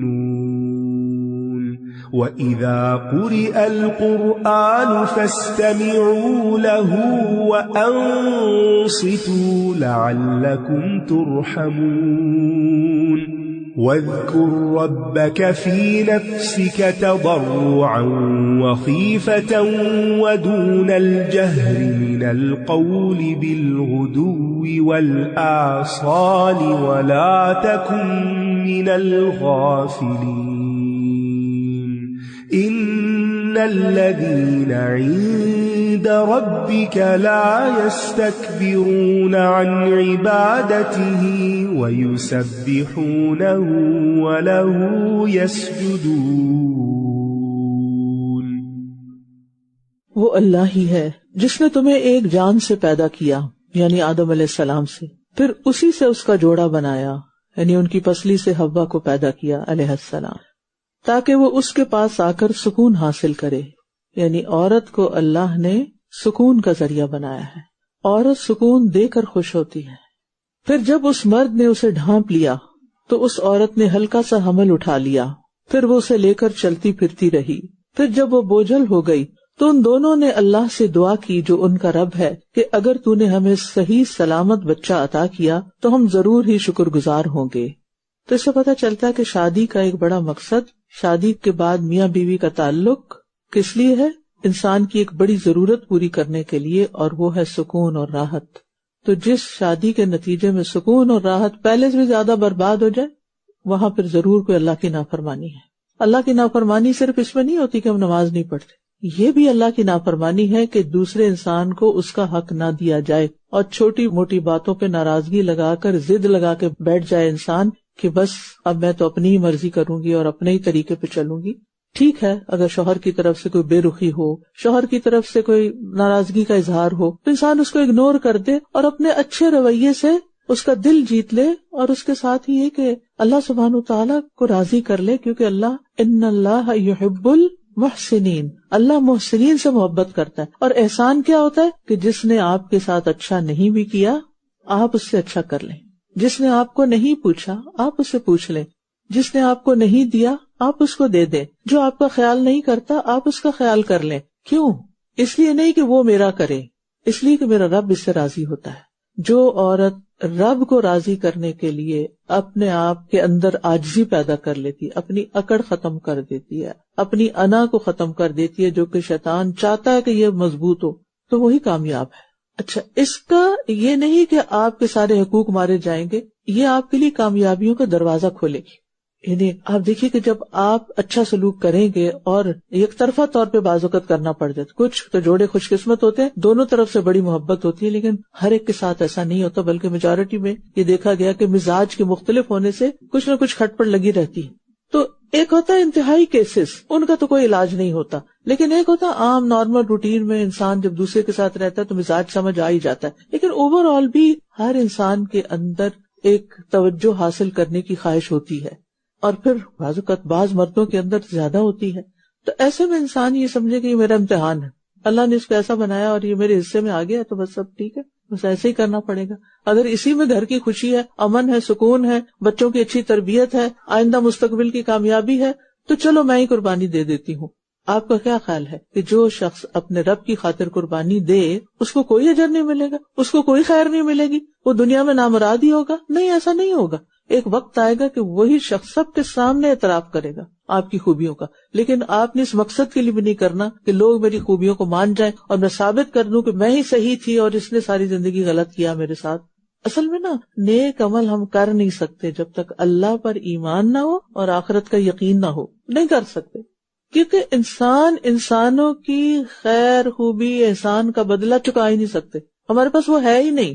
اللہ تعالیٰ نے ہمیں حکم دیا والدین سے احسان کرو، کیا ہم اتنا احسان کر پاتے جتنا انہوں نے ہمارے ساتھ کیا؟ نہیں کر پاتے۔ اور اسی طرح باقی رشتے بھی ہیں، اور اس میں آپ دیکھیے کہ اللہ سبحانہ وتعالیٰ نے پورا پروسیس بتا دیا کہ کیسے بچہ پیدا ہوتا ہے، اور جب بچہ پیدا ہوتا ہے تو پھر کیا کرتے ہیں لوگ، پھر جب اس نے ان دونوں کو صحیح سلامت بچہ عطا کر دیا۔ اچھا، یہ دیکھیے سکون اور یہ راحت اور آرام اور محبت اور انٹیمیسی کے بعد بچے کی پیدائش کا ذکر کیا گیا، کیونکہ شادی کا مقصد صرف انجوائمنٹ نہیں ہوتا، شادی ایک بڑے مقصد کے لیے ہوتی ہے، اور اس میں نسل انسانی کی پیدائش اور اس کی تربیت اور اس کا ارتقاء ہے۔ کہ اچھے گھرانے جنم دو، بچوں کی اچھی تربیت کرو اور ان کو کسی قابل بناؤ۔ اس گھر میں بچے بھی برباد ہو جاتے ہیں جہاں میاں بیوی کی آپس میں نہیں بنتی، ان کا ڈائریکٹ امپیکٹ سب سے پہلے بچوں پر آتا ہے۔ ان کے ماں باپ تو پریشان رہتے ہی ہیں لیکن بچے بہت متاثر ہوتے ہیں۔ اب ماں کو بچے باپ کے مقابلے میں بھی زیادہ پیارے ہوتے ہیں، تو جس ماں کو واقعی اپنے بچوں سے پیار ہونا تو پھر اسے قربانی کرنی ہی پڑے گی، اور اس کا اجر اللہ سے مل کر ہی رہے گا، دنیا میں بھی ملے گا، ڈرائے گا نہیں جاتا، یعنی شوہر کی طرف سے نہیں تو کسی اور شکل میں ملے گا۔ ان اللہ لا یضیع اجر المحسنین، اللہ محسنین کا اجر ضائع کرتا ہی نہیں، اور بلکہ ان سے محبت کرتا ہے۔ یہاں بھی ملے گا اور آگے تو خیر ملے گا ہی ملے گا انشاءاللہ، کیونکہ اللہ تو کسی پر ذرے برابر بھی ظلم نہیں کرتا۔ اگر ذرے برابر بھی کوئی نیکی کرے تو اللہ اس کا بدلہ ضرور چکائے گا، بندہ نہیں چکا سکتا لیکن وہ دے گا۔ تو آپ دیکھیے کہ بچہ جو ہے وہ دونوں کو دیکھتا ہے اور دونوں کو چاہتا ہے، اور مردوں سے بھی میں یہ کہوں گی کہ جو مرد چاہتے ہیں کہ ان کے بچوں کی اچھی تربیت ہو تو وہ ان کی ماں کو رسپیکٹ دیں، محبت دیں، کیئر کریں، تاکہ وہ آپ کے بچوں کے لیے ایک بہترین ماں ثابت ہو، نہ کہ ہر وقت رونے دھونے والی۔ پھر جب اس نے ان دونوں کو صحیح سلامت بچہ عطا کر دیا تو دونوں اس کے دیے ہوئے میں شریک ٹھہرانے لگے، بس بلند تر ہے اللہ اس سے جو یہ شریک ٹھہراتے ہیں۔ یعنی صحیح سلامت بچہ ملنے کے بعد لوگ اوروں کو اللہ کا شریک کر دیتے ہیں، کوئی نام عبد العزیٰ رکھ دیتا ہے، کوئی عبد المطلب، اور کوئی عبد ود اور کوئی عبد یغوث جو جاہلیت کے دور میں تھے۔ اور آج آپ دیکھیں ہمارے ہاں کیسے کیسے جاہلانہ نام ہے، نبی بخش، سنا کبھی نام؟ غلام بخش، غلام بیچارہ تو خود غلام ہے، اس نے کیا بخشنا ہے، اس کو تو آپ دیں گے کچھ۔ حسین بخش، پیرا دتا، عبد النبی، عبد الرسول نام رکھ دیتے، بندہ علی رکھ دیتے، نعوذ باللہ۔ یعنی انسان کیوں نہیں سوچتا کہ انہوں نے تو کچھ بھی نہیں بخشا، ان کا اپنا مقام ہے، ٹھیک ہے ہم ان کو عزت دیتے ہیں لیکن ہم سے یہ توقع نہیں رکھتے کہ وہ کسی کو اولاد دیں گے۔ تو اللہ تعالیٰ کے ساتھ جان بوجھ کے شرک کرنے سے پناہ مانگنی چاہیے، کیونکہ شرک جو ہے یہ معاف نہیں ہوگا۔ کیا یہ ان کو اللہ کا شریک ٹھہراتے ہیں جو کچھ بھی پیدا نہیں کر سکتے بلکہ وہ خود پیدا کیے جاتے ہیں؟ یعنی جو مخلوق ہو وہ خدا نہیں ہو سکتی، الہ نہیں ہو سکتی، اور نہ تو وہ ان کی کسی مدد کی استطاعت رکھتے ہیں اور نہ ہی وہ آپ اپنی مدد کر سکتے ہیں، اور اگر تم انہیں ہدایت کی طرف بلاؤ تو یہ تمہاری پیروی نہیں کریں گے، تم پر یکساں ہے، خواہ تم انہیں بلاؤ یا تم خاموش رہو، انہیں دعویٰ کرو یا نہ، بے شک وہ جنہیں تم اللہ کے سوا پکارتے ہو تمہاری ہی طرح کے بندے ہیں، بس تم انہیں پکارو تو چاہیے کہ وہ تمہیں جواب دیں اگر تم سچے ہو۔ بڑی اہم آیت ہے۔ مشرکین جو تھے، مشرکین مکہ وغیرہ، وہ صرف بتوں کو ہی نہیں پوجتے تھے بلکہ بتوں کی صورت میں بزرگوں کو بھی پوجتے تھے، اس لیے اللہ تعالیٰ فرما رہے ہیں کہ وہ تمہاری طرح کے بندے ہیں۔ یہ لات، عزا، منات یعنی کہ یہ دیویوں دیوتاؤں کے نام تھے جن کی انہوں نے شکلیں بنا کے رکھی ہوئی تھی اور ان کے آگے وہ عبادت وغیرہ کرتے تھے۔ اور یہاں پر آپ دیکھیں کہ اگر کچھ انسانوں کی قبروں پہ جا کے ان سے کچھ مانگتے ہیں، بھئی وہ تمہاری طرح کے انسان ہیں، وہ تو پیدا کیے گئے ہیں، وہ تمہیں کیا دے سکتے ہیں، وہ کہاں سے تمہاری بات سنیں گے؟ کیا ان کے پاؤں ہیں جن سے وہ چلتے ہیں، یا ان کے ہاتھ ہیں جن سے وہ پکڑتے ہیں، یا ان کی آنکھیں ہیں جن سے وہ دیکھتے ہیں، یا ان کے کان ہیں جن سے وہ سنتے ہیں؟ مرنے کے بعد تم جسم مٹی میں مٹی ہو جاتا ہے۔ کہہ دیجئے تم اپنے خود ساختہ شریکوں کو بلا لو، پھر میرے خلاف چال چلو اور مجھے ذرا بھی مہلت نہ دو۔ تو پاؤں، ہاتھ، آنکھ، کان یہ خاص ذرائع ہیں انسان کے لیے تگ و دو کرنے کے۔ انسان کچھ چیزیں دیکھ کے سیکھتا ہے، کچھ سن کے سیکھتا ہے اور کچھ کر کے سیکھتا ہے، اور کہیں پاؤں سے چل کے کوشش کرتا ہے۔ تو یہ جن کی عبادت کر رہے ہیں تو ان کے پاس تو ان میں سے کچھ بھی نہیں ہے۔ تو مشرکین جو تھے وہ 3 طرح کا شرک کرتے تھے۔ ایک تو وہ اسنام کو پوجا کرتے، یعنی آبجیکٹس جو ہوتے تھے، آبجیکٹ ورشپ۔ دوسرے اشخاص یا ارواح، روحیں، اور ان کی بھی انہوں نے تصویریں بنا رکھی تھی۔ اور تیسرے وہ اعتقادات جو ان مشرکانہ عبادات کی طے میں کار فرما ہوتے تھے۔ فرمایا بے شک میرا سرپرست تو اللہ ہے، میرا سرپرست، میرا ولی تو اللہ ہے جس نے یہ کتاب نازل کی، اور وہی صالحین کی سرپرستی کرتا ہے۔ یعنی بتوں کے پاس کچھ فائدہ نہیں، اصل دوستی لگاؤ کس سے؟ اللہ سے۔ اصل میں یہاں نا مشرکین کی دھمکی کا جواب ہے۔ وہ کہتے تھے کہ اگر بتوں کو نہیں مانو گے تو تم پر کوئی آفت آ جائے گی۔ تو اس پہ کیا کہا گیا کہ آپ کہیے کہ میرا اللہ مددگار ہے، مجھے کچھ نہیں ہوتا نقصان۔ اور اللہ سبحانہ وتعالیٰ کو ولی بنانے کا کیا فائدہ ہے؟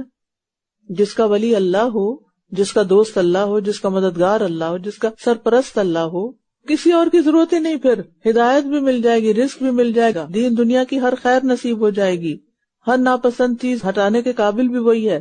لیکن یاد رکھیے کہ اللہ کا ولی بننے کے لیے کچھ کرنا پڑتا ہے. اس آیت کی روح سے بتائیے کہ کیا کرنا پڑے گا. ان ولی اللہ الذی نزل الکتاب، کتاب کا ذکر ہے، یعنی اللہ کی ولایت میں انسان کا اتنا ہی حصہ ہے جتنا اس کا قرآن سے تعلق ہے. زیادہ تعلق ہے تو زیادہ ولایت، اور کم ہے تو کم.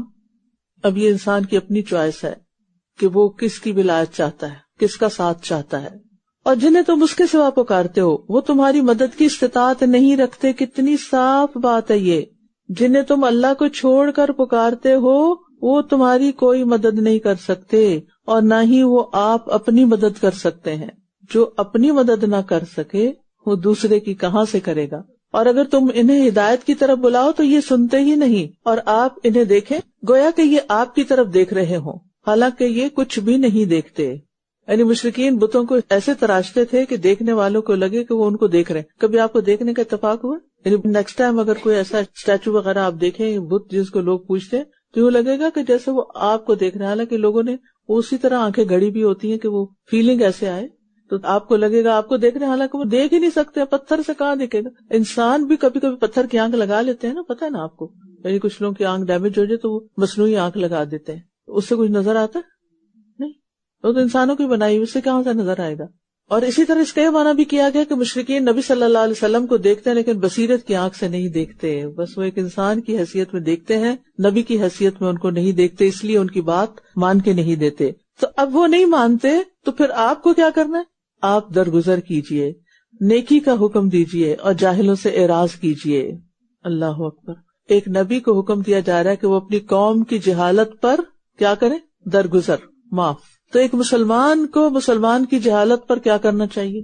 درگزر اور معاف کر دینا چاہیے. اور شوہر کو بیوی کی، اور بیوی کو شوہر کی، اور بہن کو بھائی کی، اور بھائی کو بہن کی، ان سب رشتوں میں درگزر، ان سب کی تکلیفوں کے مقابلے میں درگزر، اگنور. تو ہر داعی دین کو حسن اخلاق کی تعلیم دی جا رہی ہے. گھر میں بھی آپ کا دین بدنام ہو جائے گا اگر آپ نے درگزر نہ کیا، اچھا اخلاق نہ دکھایا. وہ آپ کو تو جو کہتے ہیں وہ کہتے رہیں گے لیکن وہ بلیم کس کو کریں گے؟ دین کو کریں گے، دین والوں کو کریں گے. یہ سکھاتے ہیں تمہیں. اور پھر وَأْمُرْ بِالْعُرْفِ، عرف یعنی معروف چیزوں کا، نیکی کا حکم دیتے رہیں. اور کیا کریں؟ وَأَعْرِضْ عَنِ الْجَاهِلِينَ، جاہلوں سے درگزر کرتے رہیں. لوگوں کو معاف کر دیں، ان کو آسانیاں دیں، ان کو رستہ دے دیں، بحث نہ کریں، ان کی ہر بات کا جواب نہ دیں، ان کی چھپی ہوئی باتوں کے پیچھے نہ پڑیں. یاد رکھیے قرآن و سنت سے زیادہ خوبصورت طریقے سے کوئی آپ کو اخلاق کی تعلیم نہیں دے سکتا. 3 چھوٹے چھوٹے جملے، خذ العفو وأمر بالعرف وأعرض عن الجاہلین، چند لفظ ہیں اور ان کے اوپر اخلاق کی بنیادیں ہیں. یعنی اگر وہ ساری کتابیں جو اخلاقیات پہ لکھی گئی ہیں اور جو بھی اس اخلاق کے موضوع پر بات کرتا ہے وہ اگر دیکھے تو اچھے اخلاق میں یہ تینوں چیزیں آتی ہیں. سب سے پہلے تو معاف کر دو، جو بھی کیا نا آج تک اس نے معاف کر دو، کیونکہ معاف کیے بغیر آپ آگے نہیں بڑھ سکتے. پھر صرف معقول اور معروف بات کیا کرو، اور اگر پھر بھی ان کی طرف سے جہالت سامنے آئے تو اس کو اگنور کر دیا کرو، گویا آپ کو پتہ ہی نہیں کہ اس نے کیا کیا.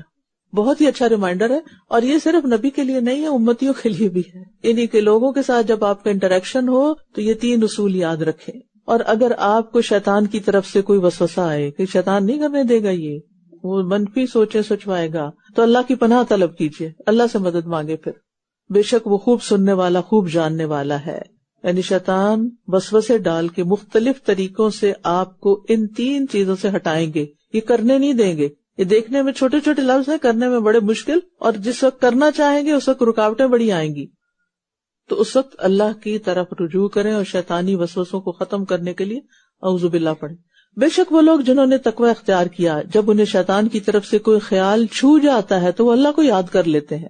یعنی آپ ایک اچھا کام کرنے جا رہے ہوتے ہیں تو پھر دل میں رکاوٹ آ جاتی تو آپ کہیں نہیں، یہ شیطان کی ڈالی ہوئی رکاوٹ ہے، میں تو کرنا یہ کام، لہٰذا آپ پار ہو جاتے ہیں. پھر یکایک وہ صاف دیکھنے لگتے ہیں، ان کو نظر آ جاتا ہے کہ یہ دراصل شیطانی وسوسہ ہے، یہ نیگیٹو تھنکنگ ہے.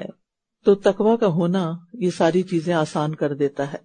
اور ان کے شیطان بھائی انہیں گمراہی میں کھینچتے رہتے ہیں، پھر وہ کوئی کمی نہیں کرتے. اور جب آپ ان کے پاس کوئی نشانی نہیں لاتے تو یہ کہتے ہیں کہ تم نے خود اس کا انتخاب کیوں نہ کر لیا. کہہ دیجئے بے شک میں تو اسی کی پیروی کرتا ہوں جو میری طرف میرے رب کی طرف سے وحی کی جاتی ہے. یہ بصیرت کی باتیں تمہارے رب کی طرف سے ہیں اور ہدایت اور رحمت ان لوگوں کے لیے جو ایمان لاتے ہیں. باتیں اللہ کی طرف سے ہیں لیکن فائدہ کس کو پہنچے گا؟ جو ان کو مان جائے گا. ھذا بصائر من ربکم. تو غم سے چھٹکارا پانا ہو، جہالت سے چھٹکارا پانا ہو، گمراہی سے نجات پانی ہو تو قرآن کو اپنی زندگی میں شامل کر لیں. اچھا، اپنے دل کی بات اپنے دل کو ہی بتائیے. اپنے آپ سے پوچھا کریں ایسے سوالات نا کہ کیا قرآن سے دوری پہ دل تڑپتا ہے؟ کہ کوئی فرق نہیں پڑتا آج پڑھا کہ نہیں پڑھا، بس ٹھیک ہے، پڑھ لیا تب بھی ٹھیک ہے، نہیں پڑھے. یعنی قرآن کا پڑھنا اور نہ پڑھنا، جیسے تلاوت ہے، ناظرہ ہے، ترجمہ ہے، دورہ قرآن ہے، جو بھی طریقہ ہے، کہ جب نہیں کر سکتے تو پھر بے چینی ہوتی. گلٹ سے زیادہ بے چینی ہونی چاہیے نا، کیونکہ جس چیز سے محبت ہوتی ہے نا وہ دور ہو جائے نا تو انسان بے چین ہوتا ہے، اس کا دل تڑپنے لگتا ہے. اور جب قرآن پڑھا جا رہا ہو تو اسے غور سے سنو اور خاموش رہو تاکہ تم پر رحم کیا جائے. یہ حکم سب کے لیے عام ہے. اسی طرح نماز اور خطبے میں خاموش رہنا بھی فرض ہے.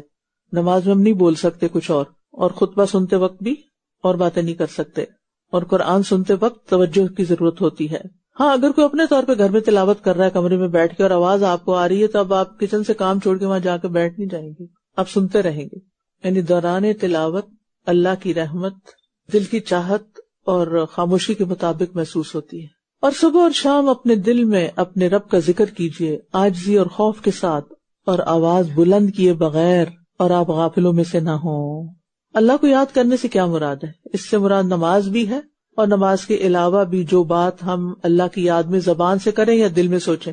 صبح شام خاص اوقات ہیں کیونکہ وہ سارا دن اس میں آ جاتا ہے. پھر دوام کے معنوں میں بھی استعمال ہوتا ہے. ہم کہتے ہیں نا تمہارا تو صبح شام یہی کام ہے، کیا مطلب ہوتا ہے؟ سارا وقت، ٹھیک. لیکن خاص طور پر یہ اوقات غفلت دور کرنے کے لیے بہت مفید ہیں کہ ان میں ذکر کیا جائے. تو اذکار کرتے وقت 5 باتوں کا خیال رکھیں. فی نفسک، دل کے ساتھ کریں. صرف زبان چلتی رہے تو کافی نہیں، دل بھی حاضر ہونا چاہیے. نمبر 2 تضرع، خوب عاجزی کے ساتھ گڑ گڑا کے. نمبر 3 خیفہ، اللہ کے ڈر کے ساتھ، دل پہ خوف آنا چاہیے، غفلت نہیں ہونی چاہیے. نمبر 4 دون الجہر، یعنی ایک تو یہ کہ آواز کے بغیر ہو کیونکہ یہ اخلاص سے زیادہ قریب اور ریا سے دور ہوتا ہے، اور دوسرا یہ کہ قرآن کی تلاوت نہ بالکل آہستہ ہو نہ بلند آواز میں بلکہ درمیانی آواز سے قرآن پڑھا جائے. اور 5ویں چیز ولا تکن من الغافلین، ذکر ہر وقت جاری رہے، غفلت کا شکار نہ ہو. اور خصوصاً صبح شام کے اذکار جو ہے نا انسان کو غافلین میں سے نکال دیتے ہیں. اور بندے کو کچھ اوقات ایسے ضرور دن میں رکھنے چاہیے جو آپ کے اپنے رب کے ساتھ تنہا اوقات ہوں، کوئی بھی نہ ہو، اور اس وقت آپ رب کو یاد کریں. یقین کریں اگر 2-3 دعائیں بھی اکیلے بیٹھ کے رو کے مانگ لینا وہ ایک پوری کتاب دعاؤں کے پڑھنے سے بہتر ہے. تو اللہ سبحانہ تعالیٰ کو چپکے چپکے دل میں رو کے، بس آپ ہوں اور آپ کا رب ہو، کوئی تیسرا نہ ہو اس وقت. ایسا وقت ضرور بنائے اپنے لیے کوئی. اور ذکر کی حالت میں فائدہ یہ ہوتا ہے کہ مسلسل اللہ کا ساتھ ملتا ہے. بے شک وہ جو آپ کے رب کے پاس ہیں وہ اس کی عبادت سے تکبر نہیں کرتے اور وہ اس کی تسبیح کرتے ہیں اور وہ اسی کو سجدہ کرتے ہیں. اللہ کے قریب ہونے والے تکبر کو نہیں جانتے. تو مقرب فرشتے صرف اللہ کو سجدہ کرتے ہیں، تو انسان کو بھی صرف اسی کے لیے سجدہ کرنا چاہیے. شیطان نے سجدے سے انکار کیا تھا جبکہ فرشتے سب جھکتے ہیں. اور یہاں آپ دیکھیے کہ سجود تلاوت میں سے یہ پہلا سجدہ ہے، سجدہ تلاوت. قرآن کریم میں 14 مقامات ہیں جہاں آیت سجدہ آئی ہے. ایک آیت کے بارے میں اختلاف ہے جو سورۃ الحج میں دوسرا سجدہ آتا ہے. سجدہ تلاوت بعض کے نزدیک واجب ہے، بعض کے نزدیک مستحب ہے، لیکن یہ ہے کہ کرنا ہی افضل ہے. اور افضل طریقہ کیا ہے کہ آپ جیسے نماز کے لیے وضو وغیرہ کرتے ہیں، دوپٹہ ہر چیز کا اہتمام، وہ افضل ہے. لیکن اگر کسی وجہ سے وضو نہیں رہا، آپ قرآن پڑھ رہے ہیں، بیچ میں سجدہ آ گیا ہے، آپ کے لیے زمین پہ جا کے سجدہ کرنے کی گنجائش نہیں ہے، آپ بہت زیادہ بھی نہیں جھک سکتے، تو آپ جہاں بیٹھے ہو اپنی گردن بھی جھکا سکتے ہیں. ٹھیک ہے. شیطان سجدہ تلاوت پر روتا ہے. حدیث میں آتا ہے جب ابن آدم آیت سجدہ کی قرات کر کے سجدہ کرتا ہے تو شیطان روتے ہوئے وہاں سے ہٹ جاتا ہے اور کہتا ہے ہائے اس کی ہلاکت. اور ایک جگہ پر آتا ہے ہائے میری ہلاکت، ابن آدم کو سجدے کا حکم ملا، اس نے سجدہ کر لیا اور اس کے لیے جنت ہے، اور مجھے سجدے کا حکم ملا تو میں نے انکار کر دیا، میرے لیے آگ ہے. پتہ ہے اس کو، پھر بھی توبہ نہیں کرتا. یہ تو اس کی ہٹ درمی ہے. بسم اللہ الرحمن الرحیم يسألونك عن الأنفال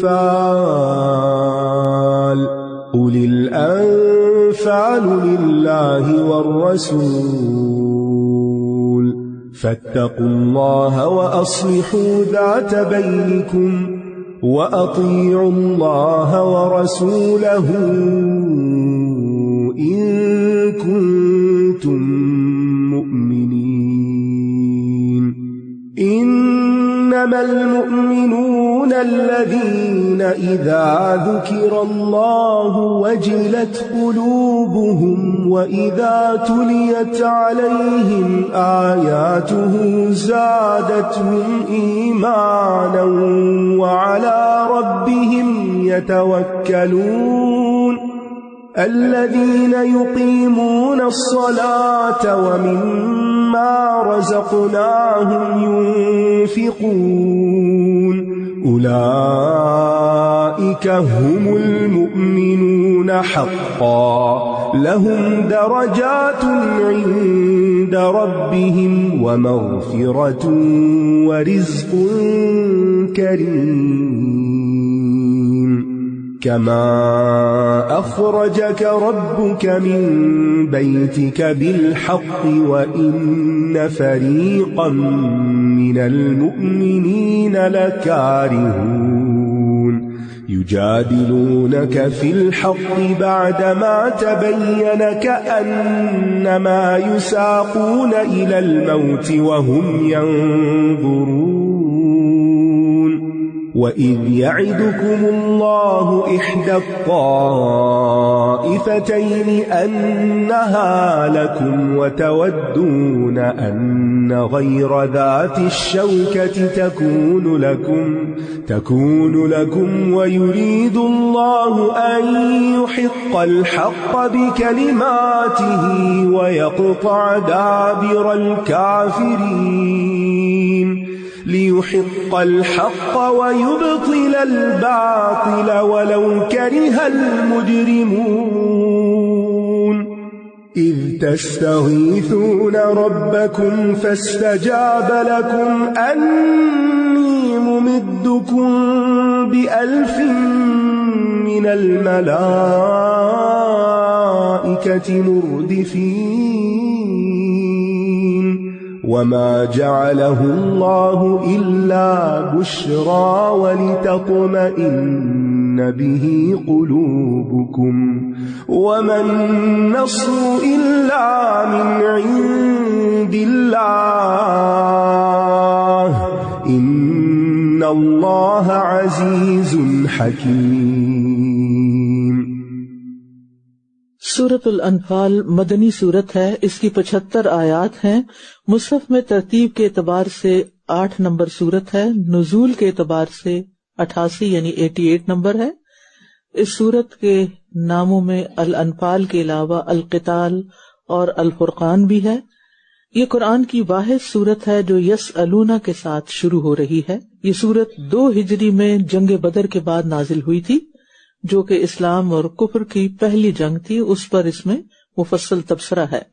وہ آپ سے مال غنیمت کے بارے میں سوال کرتے ہیں. کہہ دیجئے مال غنیمت اللہ اور رسول کے لیے ہے، لہٰذا تم اللہ سے ڈرو اور آپس کے تعلقات کی اصلاح کر لو اور اللہ اور اس کے رسول کی اطاعت کرو اگر تم مومن ہو. چونکہ پہلی جنگ تھی، پہلا غزوہ تھا، اس لیے ابھی یہ نہیں معلوم تھا کہ جنگ میں جو مال ہاتھ آیا وہ کس طرح تقسیم ہوگا، لہذا اس کے بارے میں سوال کیا گیا. سوال تو مال غنیمت کے بارے میں تھا، لیکن جواب کیا آیا؟ مال غنیمت اللہ اور رسول کے لیے، اس کے بارے میں مت سوچو، وہ جو چاہے فیصلہ کریں. تم نے جنگ اس لیے نہیں کی کہ تمہیں مال ہاتھ آئے، دل سے نکال دو. اب جب دل سے نکال دیا، اب جو تمہارے حصے میں آنا ہوگا آ جائے گا. تم کس پہ فوکس کرو؟ آپس کے تعلقات کی اصلاح کر لو. سبحان اللہ. یعنی مومنوں کو بھی آپس کے تعلقات کی اصلاح کرنی چاہیے، اور وہ مومن جو گھر میں ایک دوسرے کے ساتھ رہتے ہیں ان کو تو ضروری کر لینی چاہیے. اور اس معاملے میں اللہ اور اس کے رسول کی اطاعت کرو، کیونکہ آپس کے تعلقات کا بگاڑ جو ہے یہ دین کو مونڈ دیتا ہے. انسان کا دین ختم ہو جاتا ہے، برباد ہو جاتا ہے. رسول اللہ صلی اللہ علیہ وسلم نے فرمایا تم آپس کے تعلقات بگاڑنے سے بچو، اس لیے کہ یہ چیز دین کو مونڈ دینے والی ہے. اور لوگوں کے درمیان اصلاح کرنا یہ بڑی عبادتوں میں سے ہے، اور قرآن کا حکم بھی ہے کہ مومن تو آپس میں بھائی بھائی ہیں، بس اپنے دو بھائیوں کے درمیان صلح کروا دیا کرو۔ اور یہاں پر آپ دیکھیں کہ اصلاح بین الناس کو ایمان کی شرائط میں شامل کیا گیا ہے۔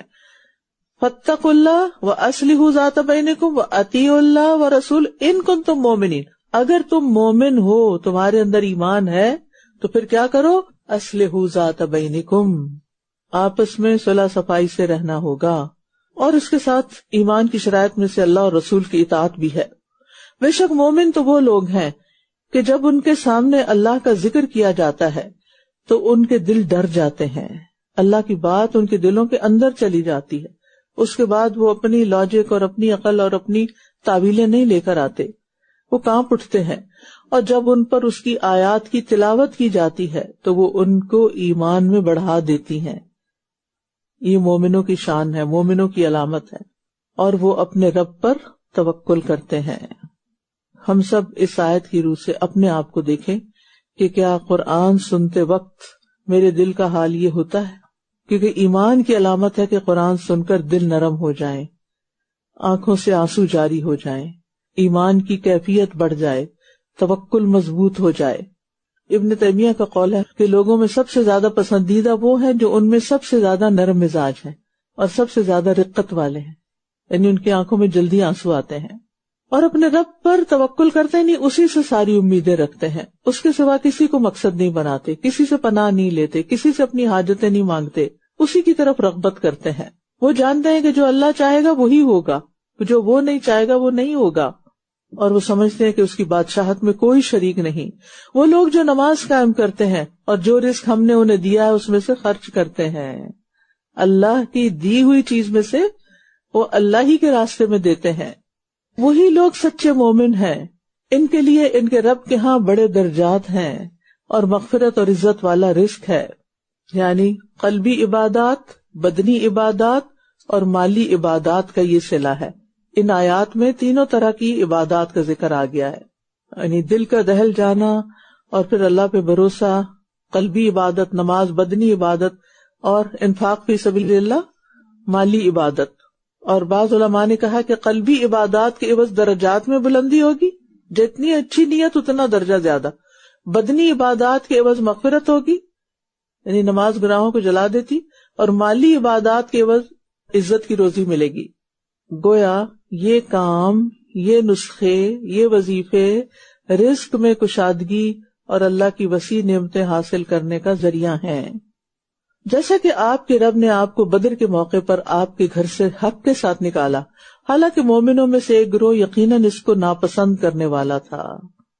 عام طور پر کامیابی حاصل کرنے کے لیے جو محنت کرنی پڑتی ہے نا، وہ نفس پہ بڑی بھاری ہوتی ہے، وہ مشکل لگتی۔ مومنوں کا بدر کے جنگ کے موقع پر گھروں سے نکلنا صرف دین کی بلندی کے لیے تھا، جس میں ان کی بلندی تھی، لیکن وہ کیا چاہتے تھے؟ وہ آسان رستہ لیں اور جہاں سے قافلہ گزر رہا ہے اس کو بس ٹھکانے کریں اور ان کا مال لے لیں۔ حق واضح ہو جانے کے بعد بھی یہ اس کے بارے میں آپ سے یوں جھگڑ رہے تھے گویا یہ موت کی طرف ہانکے جا رہے ہوں اور یہ آنکھوں سے دیکھ رہے ہوں۔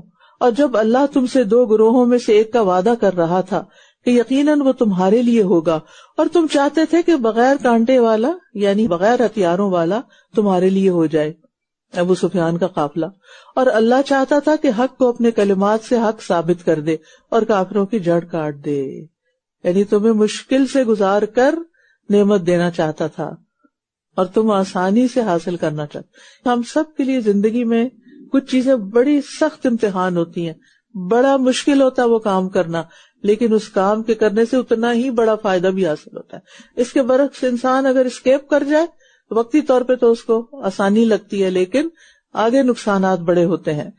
تاکہ وہ حق کا حق ہونا اور باطل کا باطل ہونا ثابت کر دے، خواہ مجرموں کو ناگوار ہی گزرے۔ جب تم اپنے رب سے فریاد کر رہے تھے تو اس نے تمہاری فریاد سن لی کہ بے شک میں تمہیں 1000 فرشتوں کے ساتھ مدد دینے والا ہوں جو یکے بعد دیگرے آنے والے ہیں، ایک کے بعد ایک آتا جائے گا، یا گروہوں کے گروہ آتے جائیں گے۔ بدر کے میدان میں فرشتے حاضر ہوئے تھے اور بدر میں شامل ہونے والے مسلمان اور فرشتے سب سے افضل ہیں، امت کے سب سے افضل لوگ ہیں جو بدر میں شامل ہوئے، اور فرشتوں میں سے بھی افضل ترین وہ ہیں۔ اور اس میں آپ دیکھیے کہ اللہ چاہتا تو صرف فرشتے بھیج کے سارا کچھ کروا دیتا، لیکن مومنوں سے کروایا، اور دعا کے ساتھ ساتھ اسباب اختیار کرنا بھی ضروری ہوتا ہے۔ اور اس میں آپ دیکھیے کہ کس طرح مایوسی کی گہرائیوں سے امید کی کرن نکل آئی، فرشتوں کی آمد کی خبر مل گئی۔ مقابلہ تو بہت ٹف تھا کیونکہ مسلمانوں کی تیاری نہیں تھی، کیونکہ ابھی تو بہت تھوڑے دن ہوئے تھے انہیں مدینہ میں آ کے سیٹل بھی نہیں ہوئے تھے کہ جنگ مسلط ہو گئی۔ لیکن یہ ہے کہ انسان جب اللہ کے بھروسے پر کوئی قدم اٹھا لیتا ہے تو پھر اللہ بھی مدد کرتا ہے، اور انسان ہمیشہ یاد رکھے کہ فتح اور مدد اللہ کی طرف سے آتی ہے، تقوی اور اصلاح کی وجہ سے آتی ہے، نہ کہ تعداد اور ساز و سامان اور دنیا کی رونقوں سے۔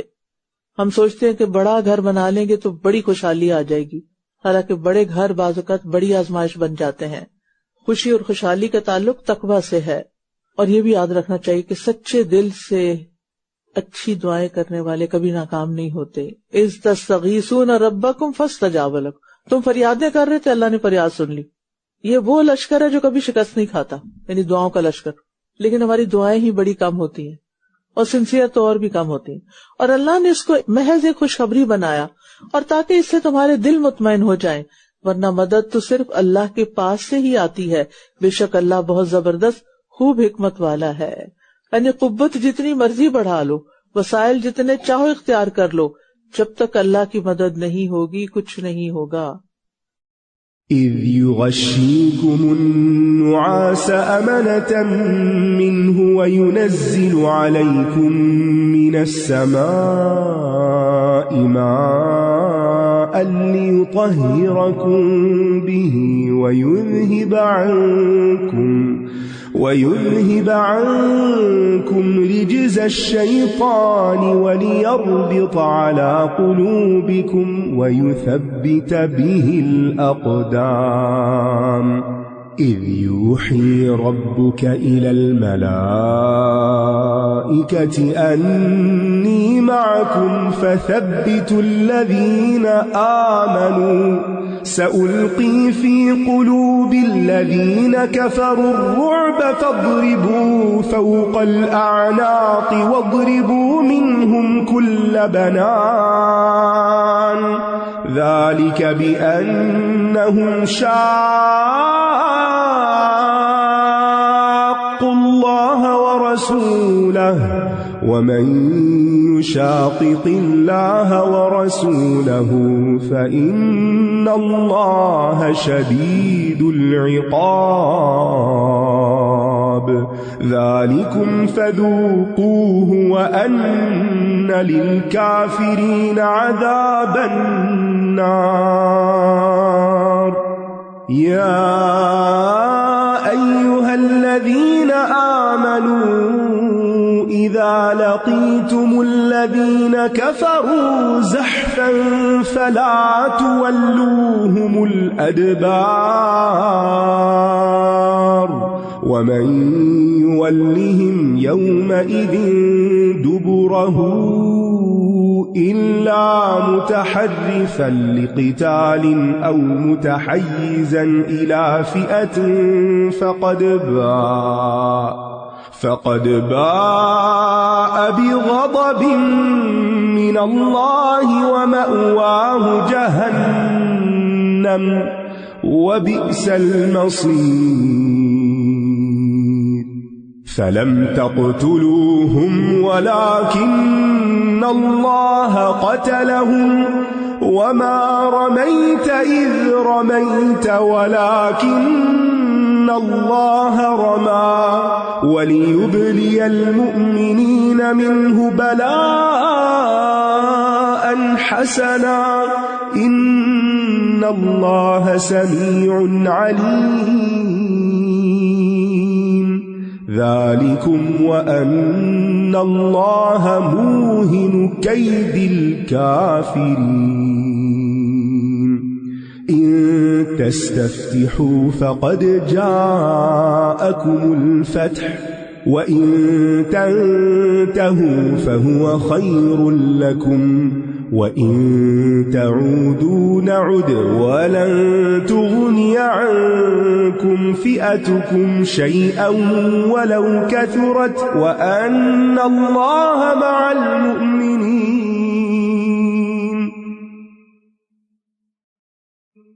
جب وہ اپنی طرف سے امن دینے کے لیے تم پر اونگ طاری کر رہا تھا اور آسمان سے تم پر پانی برسا رہا تھا تاکہ اس کے ذریعے تمہیں پاک کر دے اور شیطان کی نجاست وسوسے کو تم سے دور کر دے اور تاکہ تمہارے دلوں کو مضبوط کر دے اور اس کے ذریعے تمہارے قدموں کو جما دے۔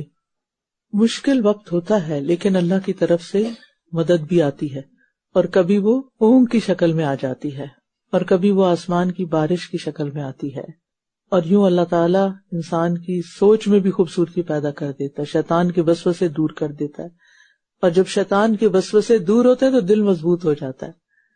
کتنا بڑا دشمن ہے کہ ہمارے دل پہ حملہ کرتا ہے اور ہمیں پریشان کرتا ہے، اور پھر ہم راہ حق سے ڈگمگانے لگتے ہیں، جبکہ اللہ کی مدد آتی ہے تو پھر یہ ساری مشکلات حل ہو جاتی ہیں اور قدم جمائے جاتے ہیں۔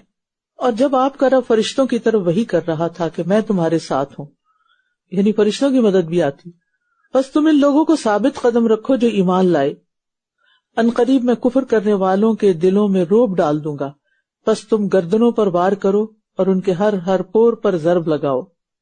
تو فرشتوں کی ذمہ داریوں اور کاموں میں سے ایک کام کیا ہے؟ مومنوں کو آزمائش میں ثابت قدم رکھنا ہو۔ یہ اس لیے کہ انہوں نے اللہ اور اس کے رسول کی مخالفت کی، اور جو کوئی اللہ اور اس کے رسول کی مخالفت کرتا ہے تو یقیناً اللہ سخت سزا دینے والا ہے۔ یہ ہے سزا تمہاری، پس چکھو اسے، اور یقیناً کافروں کے لیے آگ کا عذاب ہے۔ اے لوگو جو ایمان لائے ہو، جب میدان جنگ میں تمہاری ان لوگوں سے مٹ بھیڑ ہو جنہوں نے کفر کیا تو ان سے پشتیں نہ پھیرو۔ جنگ سے بھاگنے کو کبیرہ گناہ قرار دیا گیا ہے، اور جو کوئی ان سے اس دن اپنی پشت پھیرے سوائے اس کے جو جنگ کے لیے پینترا بدلنے والا ہو یا کسی گروہ کی طرف پناہ لینے والا ہو تو یقیناً وہ اللہ کے غضب کے ساتھ پلٹا اور اس کا ٹھکانہ جہنم ہوگا، اور وہ کتنا برا ٹھکانہ ہے۔ جنگ سے یا مشکل حالات سے انسان کیوں بھاگتا ہے؟ بزدلی کی وجہ سے۔ لہٰذا انسان کو بزدلی سے بھی پناہ مانگنی چاہیے۔ نبی صلی اللہ علیہ وسلم ہر نماز کے بعد دعا کرتے تھے، اللہم انی اعوذ بک من الجبن۔ تو در حقیقت تم نے انہیں قتل نہیں کیا تھا بلکہ اللہ ہی نے انہیں قتل کیا تھا، اور جب آپ نے خاک پھینکی تھی تو آپ نے نہیں پھینکی تھی بلکہ اللہ ہی نے پھینکی تھی، تاکہ وہ مومنوں کو اپنی طرف سے عمدہ امتحان سے گزار دے۔ بے شک اللہ خوب سننے والا، خوب جاننے والا ہے۔ تو یاد رکھیے کسی بھی کامیابی کو اپنا کمال نہ قرار دیں۔ جب انسان اللہ کا حکم مانتا ہے، اللہ کے رسول کا حکم مانتا ہے، تو اللہ سبحانہ وتعالی کامیابی بھی عطا کرتا ہے۔ مومن اپنی تدابیر بھی اللہ کے حوالے کر دیتے ہیں اور اللہ پہ توکل کرتے ہیں۔ یہ بات تو اس طرح ہے، اور یقیناً اللہ کافروں کی چال کو کمزور کرنے والا ہے۔ اگر تم لوگ فیصلہ چاہتے تھے تو بے شک فیصلہ تمہارے پاس آ گیا ہے، اور اگر تم باز آ جاؤ تو یہ تمہارے لیے بہتر ہے، اور اگر تم لوٹو گے تو ہم بھی لوٹیں گے، اور تمہاری جماعت ہرگز تمہارے کچھ کام نہ آئے گی اگرچہ وہ کثرت میں ہو، اور بے شک اللہ مومنوں کے ساتھ ہے۔ یعنی کفار کو دھمکی دی گئی کہ اب بھی باز آ جاؤ، تمہیں پتہ چل چکا ہے کہ حق پہ کون ہے، کیونکہ انہوں نے جنگ کے لیے نکلتے ہوئے یہ دعا مانگی تھی۔ ابو جہل کے بارے میں آتا ہے کہ اللہ جو حق پر ہو اس کو تو کامیاب کرنا۔ یا ایھا الذین آمنوا اطیعوا اللہ ورسولہ ولا تولوا عنہ وانتم تسمعون ولا تكونوا كالذین قالوا سمعنا وهم لا يسمعون ان شر الدواب عند الله الصم البكم الذين لا يعقلون ولو علم الله فيهم خيرا لأسمعهم ولو أسمعهم لتولوا وهم معرضون يا أيها الذين آمنوا استجيبوا لله وللرسول إذا دعاكم لما يحييكم واعلموا أن الله يحول بين المرء وقلبه وأنه إليه تحشرون واتقوا فتنة لا تصيبن الذين ظلموا منكم خاصة واعلموا أن الله شديد العقاب واذكروا إذ أنتم قليل مستضعفون في الأرض تخافون أن يتخطفكم الناس فآواكم وأيدكم بنصره ورزقكم من الطيبات لعلكم تشكرون يا أيها الذين آمنوا لا تخونوا الله والرسول وتخونوا أماناتكم وأنتم تعلمون واعلموا أنما أموالكم وأولادكم فتنة وأن الله عنده أجر عظيم۔ اے لوگو جو ایمان لائے ہو، اللہ اور اس کے رسول کی اطاعت کرو اور اس سے منہ نہ پھیرو جبکہ تم سن رہے ہو۔ یعنی یہ مطلب نہیں کہ جب تم سن رہے ہو تو اس وقت منہ نہ پھیرو اور دوسرے اوقات میں بے شک پھیر لو۔ جب قرآن کی مجلس میں تو کوئی ٹھیک ہے اور باہر نکل کے کوئی بڑا مشکل ہے، مطلب ہمیشہ ہر جگہ اللہ اور رسول کی بات کو ترجیح دو، کیونکہ مومنوں کو یہ زیب نہیں دیتا کہ وہ بات سن لیں اور پھر اس کے بعد اپنی منمانی کریں۔ اور تم ان لوگوں کی طرح نہ ہو جانا جنہوں نے کہا کہ ہم نے سنا حالانکہ وہ سنتے نہیں۔ سنتے نہیں کا مطلب کیا ہے؟ یعنی وہ کرتے نہیں، اس کا مطلب انہوں نے سنا ہی نہیں، جانا ہی نہیں، سمجھا ہی نہیں۔ یعنی مومن کی زندگی کا سب سے بدترین لمحہ وہ ہوتا ہے کہ جب اللہ تعالیٰ اسے کسی نیکی کی طرف بلائے اور وہ اپنی کسی خواہش کے پیچھے پڑ کے اس سے منہ موڑ جائے۔ بے شک اللہ کے نزدیک بدترین جاندار وہ بہرے گنگے لوگ ہیں جو عقل سے کام نہیں لیتے۔ یعنی جن اعضاء کو جن کاموں کے لیے پیدا کیا گیا اگر ان کے لیے استعمال نہ کیا جائے تو پھر وہ اللہ تعالیٰ کو سخت ناپسند ہے، اور انسان پھر جانور سے بھی بدتر ہو جاتا ہے، کیونکہ جانور بھی اپنے فائدے مطلب کے لیے اپنے آنکھوں کانوں وغیرہ سے فائدہ اٹھاتے ہیں، اور اگر اللہ ان میں کوئی بھلائی جانتا تو ضرور انہیں سنوا دیتا۔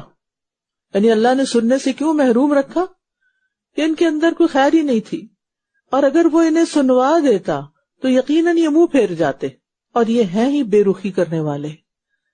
بے رخی کتنی بری چیز ہوتی ہے، کتنی تکلیف دہ چیز ہوتی ہے، اور جب کوئی انسان اللہ کی آیات سے بے رخی برتے اور اس کے دین سے اور اس کے کلام سے اور اس کی کتاب سے، تو یہ بے رخی انسان کو ہلاکت میں گرا دیتی ہے۔ یعنی زمین پر بدترین لوگ وہ ہیں جو اللہ کا کلام سنتے ہیں لیکن پرواہ نہیں کرتے، گویا انہوں نے سنا ہی نہ ہو۔ کیوں نہیں سنتے؟ کیونکہ دل متاثر نہیں ہوتا، کیونکہ جب دل پہ کوئی بات نہیں لگتی تو پھر انسان اس کو قابل غور ہی نہیں سمجھتا۔ لیکن جس کے اندر طلب ہوتی ہے، جس کے اندر کوئی خیر ہوتی ہے، اللہ تعالیٰ اس کو سنوا دیتا ہے، توفیق دے دیتا ہے۔ اے لوگو جو ایمان لائے ہو، اللہ کی اور رسول کی بات پر لبیک کہو جب وہ تمہیں اس کام کے لیے پکاریں جو تمہیں زندگی بخشتا ہے، اور جان لو کہ بے شک اللہ بندے اور اس کے دل کے درمیان حائل ہو جاتا ہے، اور یہ کہ تم اسی کی طرف اکٹھے کیے جاؤ گے۔ یعنی جیسے ہی حکم ملے تو کہو لبیک، مان لیا، ایسا ہی کریں گے، کیونکہ اس میں زندگی ہے۔ بعض لوگ دنیا میں ہوتے ہوئے بھی زندہ لاشیں ہوتے ہیں، وہ زندہ نہیں ہوتے کیونکہ ان کے دل مر چکے ہوتے۔ دل کیوں مر جاتے؟ کیونکہ دلوں کو ان کی غذا نہیں ملتی، اور عرصے تک وہ گرد جم جم کے پتھر بنی ہوئی ہوتے ہیں، اور پھر اللہ تعالیٰ بیچ میں حائل ہو جاتا ہے۔ یعنی اگر انسان کو پتا ہو کہ کیا صحیح ہے اور کیا غلط ہے، اور پھر وہ اس کو صحیح راستے کو اختیار نہیں کرتا، تو پھر یہ اس کی سزا ہوتی ہے۔ یعنی ایک معنی یہ بھی کیا گیا کہ اس بندے کی پہ موت ہی آ جاتی ہے، اور موت کے بعد ہی اس کی آنکھیں کھلتی ہیں۔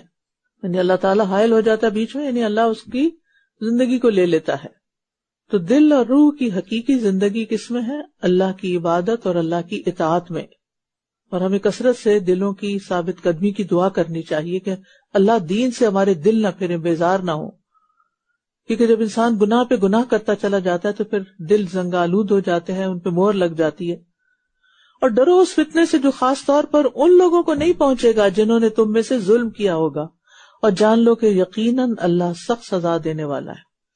تو ہمیں فتنوں سے بچنا بھی چاہیے اور ان کو دور کرنے کے لیے ان کے اسباب کو بھی ختم کرنا چاہیے. یعنی برائیوں سے بچنا بھی چاہیے اور برائیوں سے روکنا بھی چاہیے. اور یاد کرو جب تم بہت تھوڑے تھے، زمین میں کمزور سمجھے جاتے تھے، تم ڈرا کرتے تھے کہ کہیں لوگ تمہیں اچک نہ لے جائیں، پھر اس نے تمہیں ٹھکانہ دیا. کہاں؟ مدینہ میں. اور اپنی مدد سے تمہاری تائید کی اور تمہیں پاکیزہ چیزوں میں سے رزق عطا کیا تاکہ تم شکر ادا کرو. رزق کا آنا، رزق کا ہونا کوئی بری چیز نہیں ہے. رزق پا کر انسان جو شکر ادا کرتا ہے، یہ شکر بھی اللہ کے قریب کرتا ہے بندے کو، بجائے اس کے کہ انسان یہ کہ اللہ مجھے دے ہی نہ، یا مجھے فقیر کر دے تو اس میں شاید زیادہ اجر ہے. نہیں، رزق کے ہونے میں بھی بڑا اجر ہے. وہ آتا ہے نا، الطاعم الشاکر کالصائم الصابر، کھا کر شکر کرنے والا روزہ رکھ کے صبر کرنے والے کی طرح ہے. سمجھ آئی؟ اب روزہ رکھ کے صبر کر رہے ہیں نا، اس میں اجر ہے بڑا، مسلسل عبادت میں. اور اگر آپ کا روزہ نہ ہو اور کچھ کھا لیں، یا جب روزہ افطار کرتے ہیں کچھ کھا لیں اور شکر ادا کریں تو ڈبل اجر ہو جاتا ہے. لیکن یہ سبق بار بار ہم بھول جاتے ہیں، اور اللہ تعالیٰ بھی بار بار یاد کرواتے ہیں کہ جو ملا ہوا نا، نعمتیں گنو. میں نے اس دن بھی آپ کو ایک ایکٹیویٹی دی تھی نا، سوچا کریں آج صبح سے اب تک میرے ساتھ کیا کیا اچھا ہوا ہے. اور صرف اچھا ہونے میں نہیں کہ آپ کو کچھ ملا، یہ ملا وہ ملا تو اچھا ہو گیا، یہ کسی نے سلام کر دیا، یہ تو ہے ہی اچھا، لیکن اس کے علاوہ بھی کسی نیکی کے کرنے کی توفیق ہو گئی، کسی کو کوئی اچھا مشورہ دینے کے قابل ہو گئے، کسی کے کسی سوال کا جواب دے دیا، کسی کی کوئی ذاتی خدمت کر دی. یہ بھی اللہ نے آپ پر احسان کیے، توفیق دی، قرآن سننے کے لیے یہاں لے آیا. یہ سب اچھا ہوا ہمارے ساتھ. کوئی بھی ریزن ہو سکتی ہے کہ ہم عبادت کے قابل نہ رہیں، یہ پڑھنے کے قابل نہ رہیں، کچھ بھی ہو سکتا ہے. کسی کی بات کو درگزر کر دیا، کسی کے تانے کو، غصہ دلانے والی بات کو پی گئے، اگنور کیا، کسی سے ذکر بھی نہیں کیا. پینا کیا ہے؟ جو چیز پی لی جاتی ہے وہ پھر گلاس میں نظر نہیں آتی. گلاس میں وہ نظر آتا ہے جو بچا ہوا ہوتا ہے، جو پی لیا وہ اندر غائب ہو گیا. غصہ پی لیا کا مطلب کیا ہے؟ اب کسی سے ذکر بھی نہیں کرنا، اندر چلا گیا. اے لوگو جو ایمان لائے ہو، تم اللہ اور اس کے رسول سے خیانت نہ کرو اور نہ اپنی امانتوں میں خیانت کرو جبکہ تم جانتے ہو. اصل میں خیانت کا دائرہ بڑا وسیع ہے. ساری ذمہ داریاں، عہد، معاہدے، یہ سب امانت میں آتے ہیں، اور یہ پورے نہ کرنا خیانت کہلاتا ہے. نبی صلی اللہ علیہ وسلم اپنے ہر خطبے میں امانت اور ایمان کا تعلق بتاتے تھے، اور امانت میں خیانت کرنا منافق کی علامت ہے. اور جان لو کہ تمہارے مال اور تمہاری اولاد ایک آزمائش ہے، کیونکہ ان کی وجہ سے انسان بڑی خیانتیں کر جاتا ہے. اور یہ کہ اللہ کے پاس بہت بڑا اجر ہے.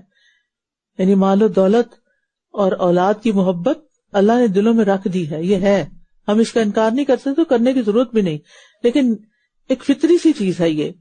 لیکن اسی کے ذریعے انسان کی آزمائش بھی ہو جاتی، ٹیسٹ کر لیا جاتا بندے کو کہ یہ جب اللہ کی بات آئے گی اور دوسری طرف بچے کی، تو کس کی بات کو ترجیح دے گا. اور ہم عموماً وہیں پھسل جاتے ہیں، اب بچہ ہے نا، چھوٹا ہے، چلو اگر یہ اللہ کی نافرمانی کا کوئی کام کرنا چاہتا تو کرنے دیں.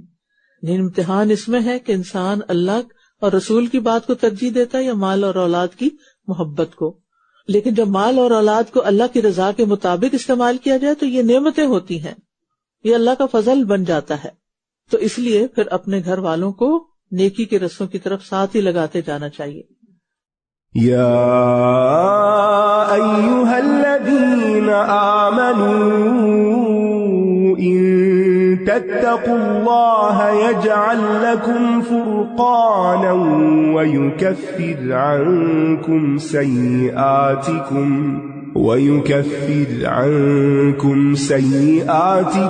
ویغفر لکم واللہ ذو الفضل العظیم. وَإِذْ يَمْكُرُ بِكَ الَّذِينَ كَفَرُوا لِيُثْبِتُوكَ أَوْ يَقْتُلُوكَ أَوْ يُخْرِجُوكَ وَيَمْكُرُونَ وَيَمْكُرُ اللَّهُ وَاللَّهُ خَيْرُ الْمَاكِرِينَ.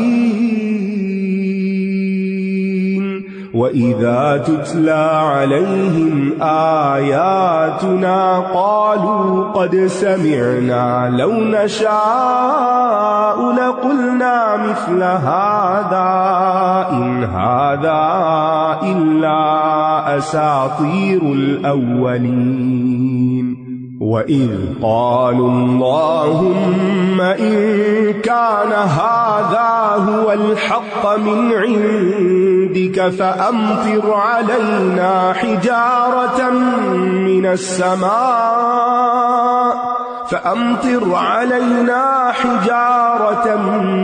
السَّمَاءِ أَوْ ائْتِنَا بِعَذَابٍ أَلِيمٍ وَمَا كَانَ اللَّهُ لِيُعَذِّبَهُمْ وَأَنْتَ فِيهِمْ وَمَا كَانَ اللَّهُ مُعَذِّبَهُمْ وَهُمْ يَسْتَغْفِرُونَ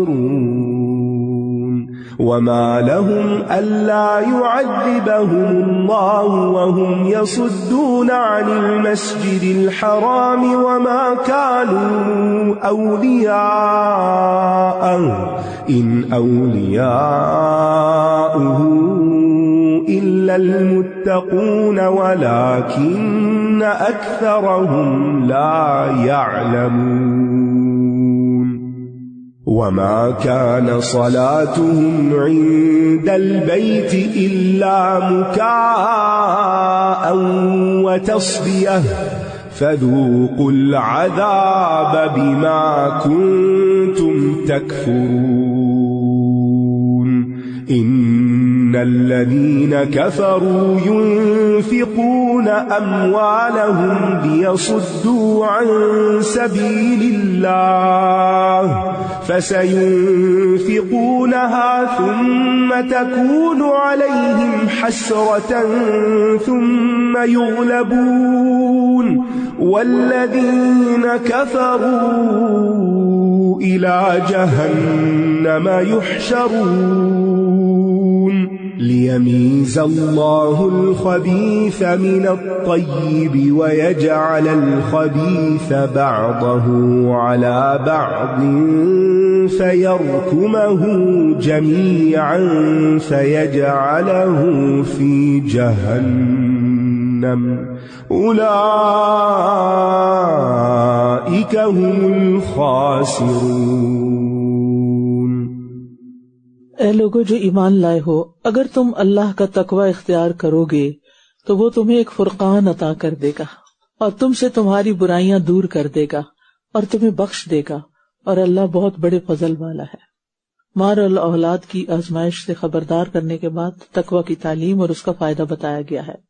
تقوی کہتے ہیں پرہیزگاری کو، اللہ کے حکم سے ان چیزوں سے پرہیز کرنا جن سے اللہ نے روکا ہے، اور فرقان حق و باطل کا فرق پہچاننا، صحیح اور غلط کا۔ اور فائدہ کیا ہوگا کہ اللہ تعالیٰ تمہاری برائیاں دور کر دے گا، تمہیں اچھا انسان بنا دے گا، تمہارے گناہ بخش دے گا، اور اللہ بڑے فضل والا ہے۔ یعنی جتنا تقوی زیادہ ہوگا اتنی بصیرت زیادہ ہوگی، اتنا فرقان زیادہ ہوگا، اور اتنا ہی مقام زیادہ ہو جائے گا۔ اور جب وہ لوگ جنہوں نے کفر کیا آپ کے خلاف چالیں چل رہے تھے تاکہ وہ آپ کو قید کر لیں یا آپ کو قتل کر دیں یا آپ کو مکہ سے نکال دیں، اور وہ چالیں چل رہے تھے، اور اللہ بھی تدبیر کر رہا تھا، اور اللہ سب سے بہتر تدبیر کرنے والا ہے۔ یہ مکی دور کے آخری حصے کی بات ہے کہ جب مخالفت شدید صورت اختیار کر گئی اور دشمنوں نے آپ کو ختم کرنے کے منصوبے بنا لیے، جس کے بعد آپ نے ہجرت کی۔ اور جب ان پر ہماری آیات پڑھی جاتی ہیں تو کہتے ہیں کہ ہم نے سن لیا، اگر ہم چاہیں تو ہم بھی اسی کی مانند کہہ سکتے ہیں۔ یہ تو بس پہلے لوگوں کی کہانیاں ہیں، یعنی مشرکین قرآنی قصوں کو پہلے لوگوں کی کہانیاں کہتے تھے۔ جب انہوں نے کہا تھا اے اللہ اگر یہی وہ حق ہے جو تیرے پاس سے آیا ہے تو ہم پر آسمان سے پتھروں کی بارش برسا یا ہم پر دردناک عذاب لیا۔ اب دیکھیں کہ مخالفت اور دشمنی انسان کی عقل مار دیتی ہے، انسان کو اپنا نفع نقصان بھی نظر نہیں آتا پھر کہ میرا فائدہ کس چیز میں زیادہ ہے۔ تو یہاں پر آپ دیکھیں کہ مشرکین جب جنگ کے لیے نکلے مکہ سے تو انہوں نے اپنے طور پر یہ عقل مندی کی بات سمجھی کہ ہم اللہ سے یہ مانگ لیتے ہیں، اللہ کو تو مانتے تھے نا، وہ بھی طواف وغیرہ بھی کرتے تھے، عبادت کرتے تھے، اصل مشکل تو شرک تھی ان کی، تو وہ اپنے آپ کو بڑا حق پہ سمجھ رہے تھے، لیکن قیامت تک کے لیے اللہ نے ان کی جہالت سے سب کو باخبر کر دیا. مطالبہ صرف ابو جہل نے کیا تھا، لیکن سارے اس کے ساتھ تھے، تو اس لیے اللہ نے سب کی طرف منسوب کر دیا. اور پھر آپ دیکھیے کہ انسان اس حد تک گیا گزرا ہو سکتا ہے کہ اپنے لیے پتھروں کی بارش مانگے. رحمت کی بارش تو مانگی جاتی ہے، لیکن پتھر مانگے. یعنی جب دل انتہائی غافل ہو جاتا ہے تو پھر زبان سے کچھ بھی نکل سکتا ہے. جب دل ہی پتھر ہے تو پتھر مانگنے سے تو کوئی فرق نہیں پڑتا نا. اور اللہ ایسا نہیں کہ وہ انہیں عذاب دے جبکہ آپ ان میں موجود ہوں، اور اللہ انہیں کبھی عذاب دینے والا نہیں جبکہ یہ بخشش مانگ رہے ہوں. یعنی جو بخشش مانگتا ہے اس سے عذاب ٹل جاتا ہے. اور ان کی کیا خصوصیت ہے کہ اللہ انہیں عذاب نہ دے جبکہ یہ مسجد حرام سے روکتے ہیں، حالانکہ یہ اس کے متولی نہیں ہیں. اس کے متولی تو صرف متقی لوگ ہیں، لیکن ان میں سے اکثر لوگ علم نہیں رکھتے. ناکام ترین انسان وہ ہوتا ہے جو لوگوں کو اللہ کے دین سے روکے. اور بیت اللہ کے پاس ان کی نماز تو سیٹیاں بجانا اور تالیاں پیٹنا ہی تھی. بس اپنے کفر کے سبب عذاب کا مزہ چکھو. یعنی انہوں نے عبادت کے خود ساختہ طریقے ایجاد کر رکھے تھے. آج بھی آپ دیکھیں مسلمانوں کے اندر کچھ لوگ ہیں جو دھمالے اور رقص اور ان چیزوں کو وہ عبادت سمجھتے ہیں، وہ نیکی سمجھ کے کر رہے ہیں. بے شک جن لوگوں نے کفر کیا وہ اپنے مال خرچ کر رہے ہیں تاکہ اللہ کے راستے سے روکے. اور مومن کیا کر رہے ہیں؟ اللہ کے دین کو بڑھانے کے لیے یا روکنے کے لیے؟ بڑھانے کے لیے کرنا ہے. ان قریب یہ اسے مزید خرچ کریں گے، پھر یہ ان کے لیے حسرت کا باعث ہوگا، پھر یہ مغلوب کیے جائیں گے. اور جن لوگوں نے کفر کیا وہ جہنم کی طرف اکٹھے کیے جائیں گے تاکہ اللہ ناپاک کو پاک سے الگ کر دے اور ناپاک کو ایک دوسرے کے اوپر کر دے، پھر وہ ان سب کا ڈھیر لگا دے، پھر وہ ان سب کو جہنم میں ڈال دے. یہی وہ لوگ ہیں جو خسارہ پانے والے ہیں. اللہ اکبر.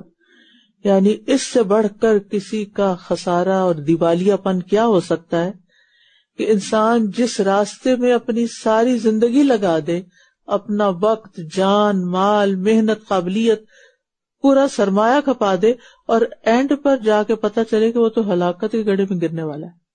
یہ رستہ تو سیدھا تباہی کی طرف لایا، اور جو اس نے کھپایا اس پر کوئی بھی منافع نہ ملا بلکہ الٹا جرمانہ بھگتنا پڑا. اللہ ہمیں اس چیز سے بچا کے رکھے. الحمدللہ آپ کے آئیڈیا کے مطابق استاذہ جی الحمدللہ اسپیشل رمضان ریلیٹڈ بکس بنائی گئی ہیں بچوں کے لیے جو قرآن اور حدیث پہ مشتمل ہیں. تو یہ بکس فزیکل جو لوگ یہاں آ سکتے ہیں وہ بھی حاصل کر سکتے ہیں، اور جو یہاں نہیں آ سکتے ان کے لیے یہ بکس ای بک کے طور پہ ہماری ویب سائٹ پر بھی مہیا کی گئی ہیں. تو آئی ول ہائیلی ریکمینڈ، جیسے استاذہ جی نے کہا کہ بچوں کے ساتھ آئی لو رمضان کی یہ کتاب بنائی گئی ہے. یہاں پر کورس بھی انشاءاللہ ہو رہا ہے ویکینڈ پر، اور اس کے علاوہ جو دنیا بھر میں لوگ سن رہے ہیں وہ ای بک سے فائدہ اٹھا سکتے ہیں. بارک اللہ فیکم. جزاک اللہ خیر. کیونکہ رمضان میں شیطان قید ہوتا ہے تو آپ اپنے بچوں پہ بہتر کام کر سکتے ہیں. وآخر دعوانا ان الحمدللہ رب العالمین. سبحانک اللہم وبحمدک، اشہد ان لا الہ الا انت، استغفرک واتوب الیک. السلام علیکم ورحمۃ اللہ وبرکاتہ.